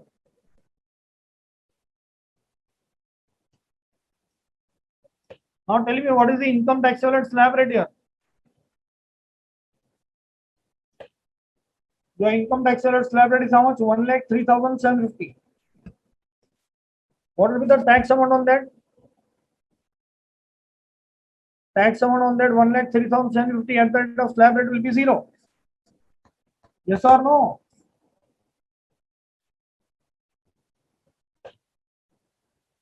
Do you believe that your income taxable at slab rate after chapter 6 reduction is less than the basic exemption limit? What is your income taxable at slab rate after chapter 6 reduction? 1,03,750. Is it less than the basic exemption limit? Yes, it is less than the basic exemption limit of 2,50,000. So get me the amount of unexhausted basic exemption limit here. How do you calculate the amount of unexhausted basic exemption limit? Unexhausted basic exemption limit equals to basic exemption limit 2,50,000 minus income taxable at slab rate after chapter 6 reduction, that is 1,03,750. That is 146,250. Sarvana, it is 146,250. Huh? So what is the long-term capital gain? 360. Sarvana, your basic exemption limit is 2,50,000. Your income taxable at slab rate after chapter 6 reduction is how much? 1,03,750. So from 2,50,000 you deduct 1,03,750. So you'll get the amount of 146,250. That 146,250 is the unexhausted basic exemption limit. Yes or no? So what is the unexhausted basic exemption limit here? 146,250. That 146,250 unexhausted basic exemption limit can be adjusted against LTC. So my LTCG is 3,60,000.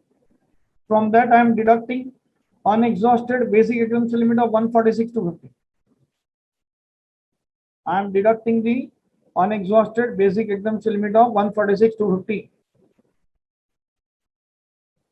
Here I am getting the amount of long-term capital gain as balance long-term capital gain as 2,13,750. On that you calculate tax at what rate? 20%. 20% of 213,750 will be how much?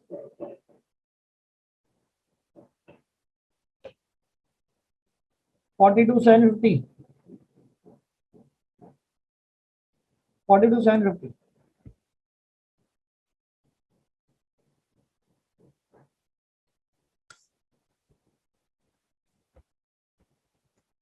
You can add one more row here if you want.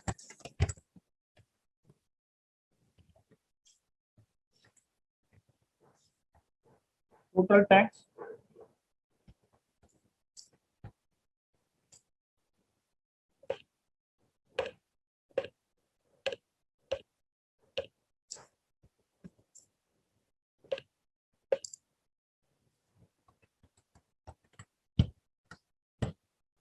So total tax will remain the same, 42,750. Now Your SSC is Mr. A individual. We are taking an assumption that he is resident.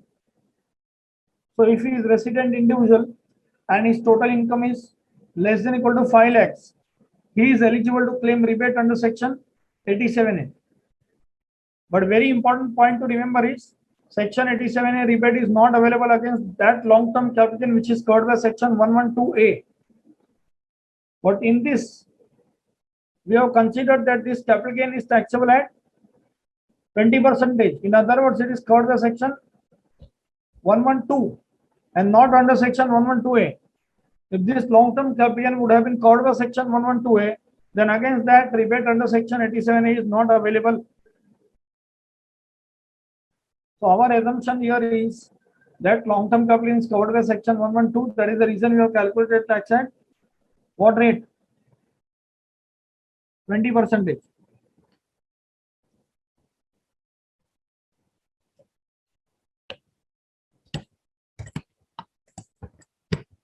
Let me write here as per section 112. So rebate is eligible here. Rebate under section 87A will be lower of following two amounts. Number one, 100% of tax liability excluding health and education cess. So what is the amount of tax liability? 42,750. And maximum rebate is 12,500. So what is lower? 12,500 is lower. 12,500 is lower. So you claim rebate under section 87A for 12,500. So your balance tax liability will be how much? 30,250. It will be 30,250. On that 30,250, you add 4% health and education cess. 1210. Get the amount of final tax liability. 31,460. Yes, have you all understood this very clearly?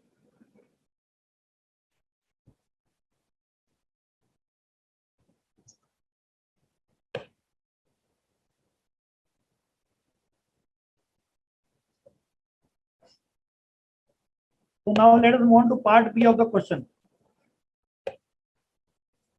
Part B of the question says what? Part B of the question says, Sarvana, yes, you have to apply a lot of mind for calculating such big question. Multiple, that too, this question is only focusing on deduction. It is not focusing on heads of income. Heads of income is not only directly gross total income is given to you. So, for calculation of tax liability, you have to remember all the provisions firmly. If you don't remember the provisions for the tax rates, nearly it is impossible for you to calculate the tax liability. Dixit says solution for case B is wrong. I do not know. Solution for this is given to in the textbook. If that is given and if it is wrong, we will rectify. Don't worry. So let us now move on to case B. Case B, can you see solution on the screen format? So if this solution is given in the textbook and if it is wrong there, you can rectify. What is different in case B?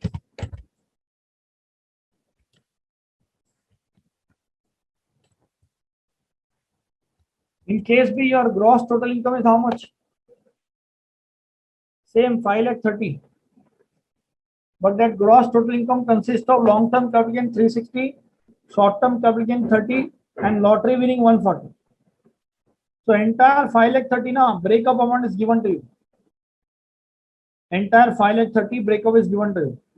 That 5,30,000 includes long-term capital gain of 360, short-term capital gain of 30, and lottery winning is 140.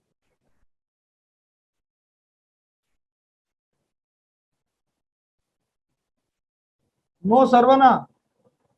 Rebate is not applicable only in case of section 112A. Section 111A, section 115BB, winnings, etc. Rebate is available. Rebate is not available only against section 112A.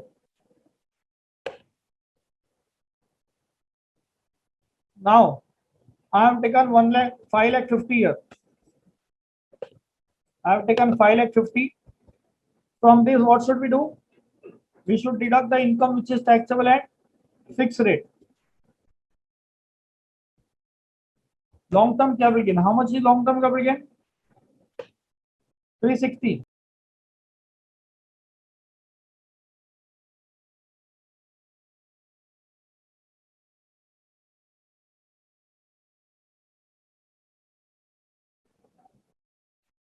So my chapter 6 deduction will be restricted to 30,000. Can you tell me what is the amount of total chapter 6 deduction? We have already calculated in case A 66,250. But you won't get deduction of 66,250. This will be restricted to 30,000 only. This will be restricted to 30,000. Is that very clear? Yes.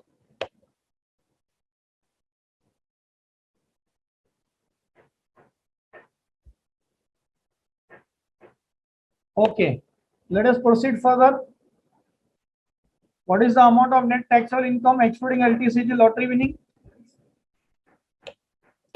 0. Yes or no?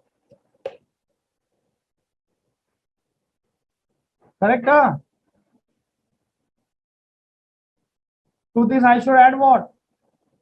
Long-term capital gain and lottery winning. What is the amount of long-term gain? 360. That should be added by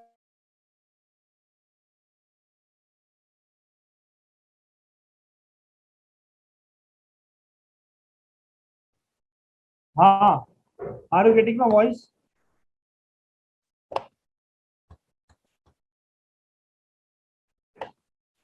Yes, lottery winning is 140. So total is how much? 5 lakhs. 5 lakhs.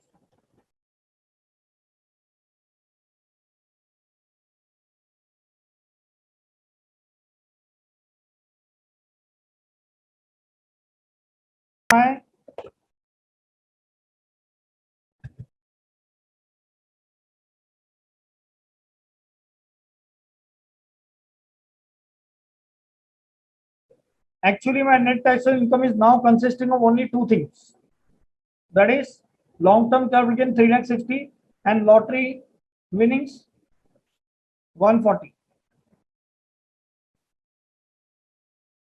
What is my income other than okay? What is my income other than lottery winning and other than long-term gain? 0. So tax on that will also be 0.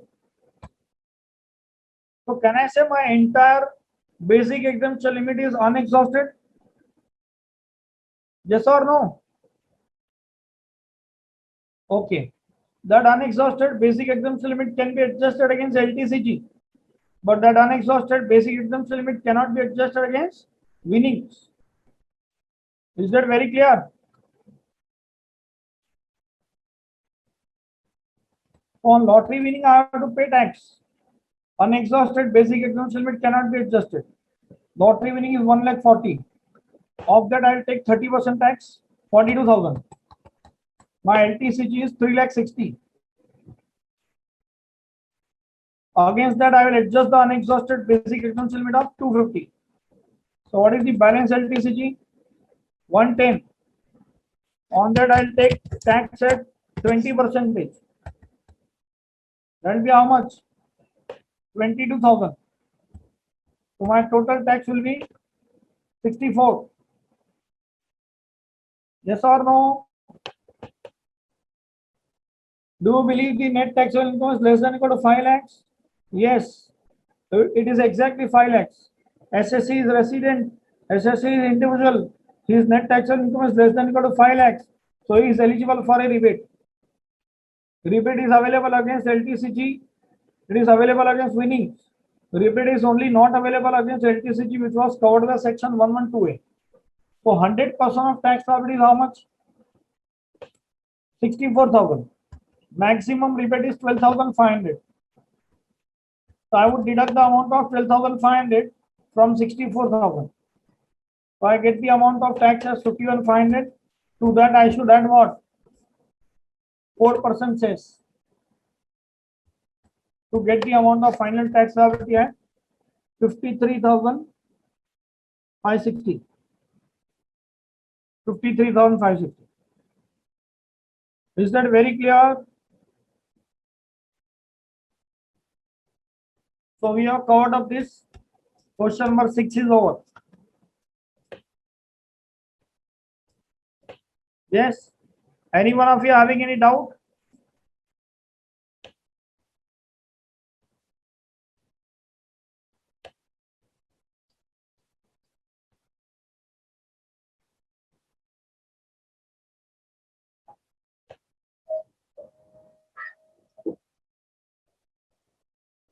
Yes. No doubt. So we can wind up the session here. Which is section 80 double G cannot be given as homework because section 80 double G is not taught now. Section itself is not taught. So I cannot give you as homework. Do you have the second lecture today? Do you have the second lecture? No, no second lecture. Anyway, so if you don't have the second lecture, this one is asking me question, sir. Question is silent. Short-term capital is not covered by section 111A. Correct.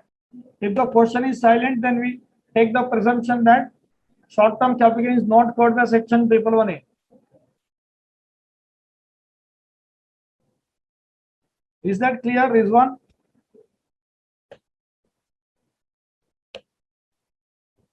Yes. Okay. So now what you can do now? This section 80 double G you can read at home.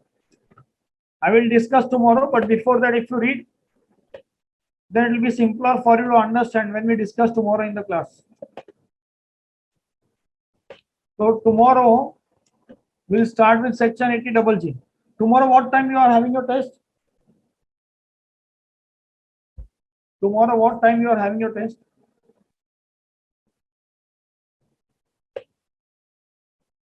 Yes. You are having test at what time? Evening. Evening. Okay.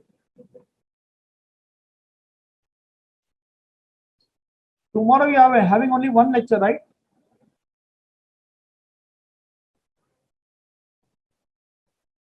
Okay. Okay. Can we do one thing?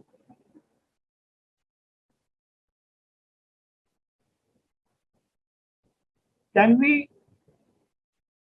instead of 7 to 11:30, can we keep two sessions of 2 hours 15 minutes?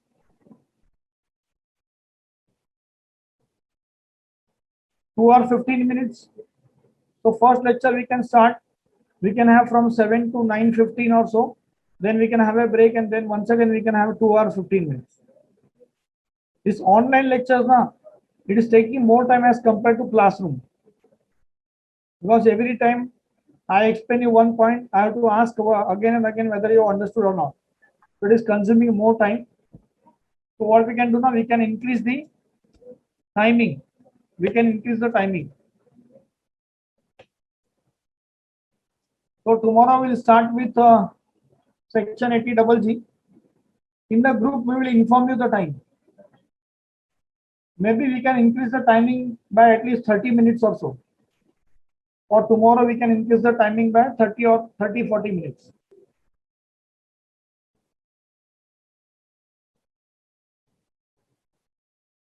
This one, tomorrow up to 12 o'clock, can you attend the lecture?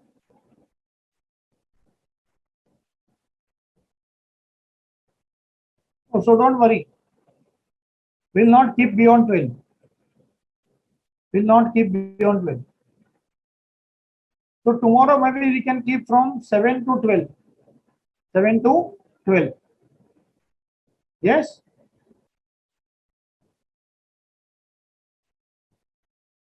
I'll I'll ask them to inform you the timing in the group. It will be 7 to 12 so that we complete this deduction chapter very soon.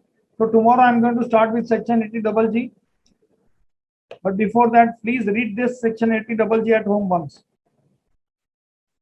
So we are winding up the session here. If you have any doubts, you can ask me right now. Sarvana, do you have any doubt? Rizwan is asking me, sir, why you consider LTCG has covered the section 112. Rizwan, if question is clearly not mentioning that it is covered by section 112A, then we should presume it to be covered by section 112 only. Because 112A is specifically covering capital gain on sale of shares, etc. If that is the case, examiner should clearly mention. So if it is not mentioned, then you should take an assumption that it is covered by section 112. If you want, you can write a note. If you want, you can write a note at the end of solution that in the absence of information, it is presumed that long-term capital gain is covered by section 112. If you take it to be covered by section 112, and your entire answer will change.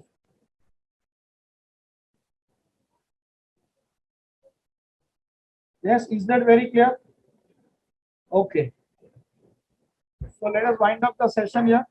We'll meet tomorrow morning. Okay, bye bye everyone.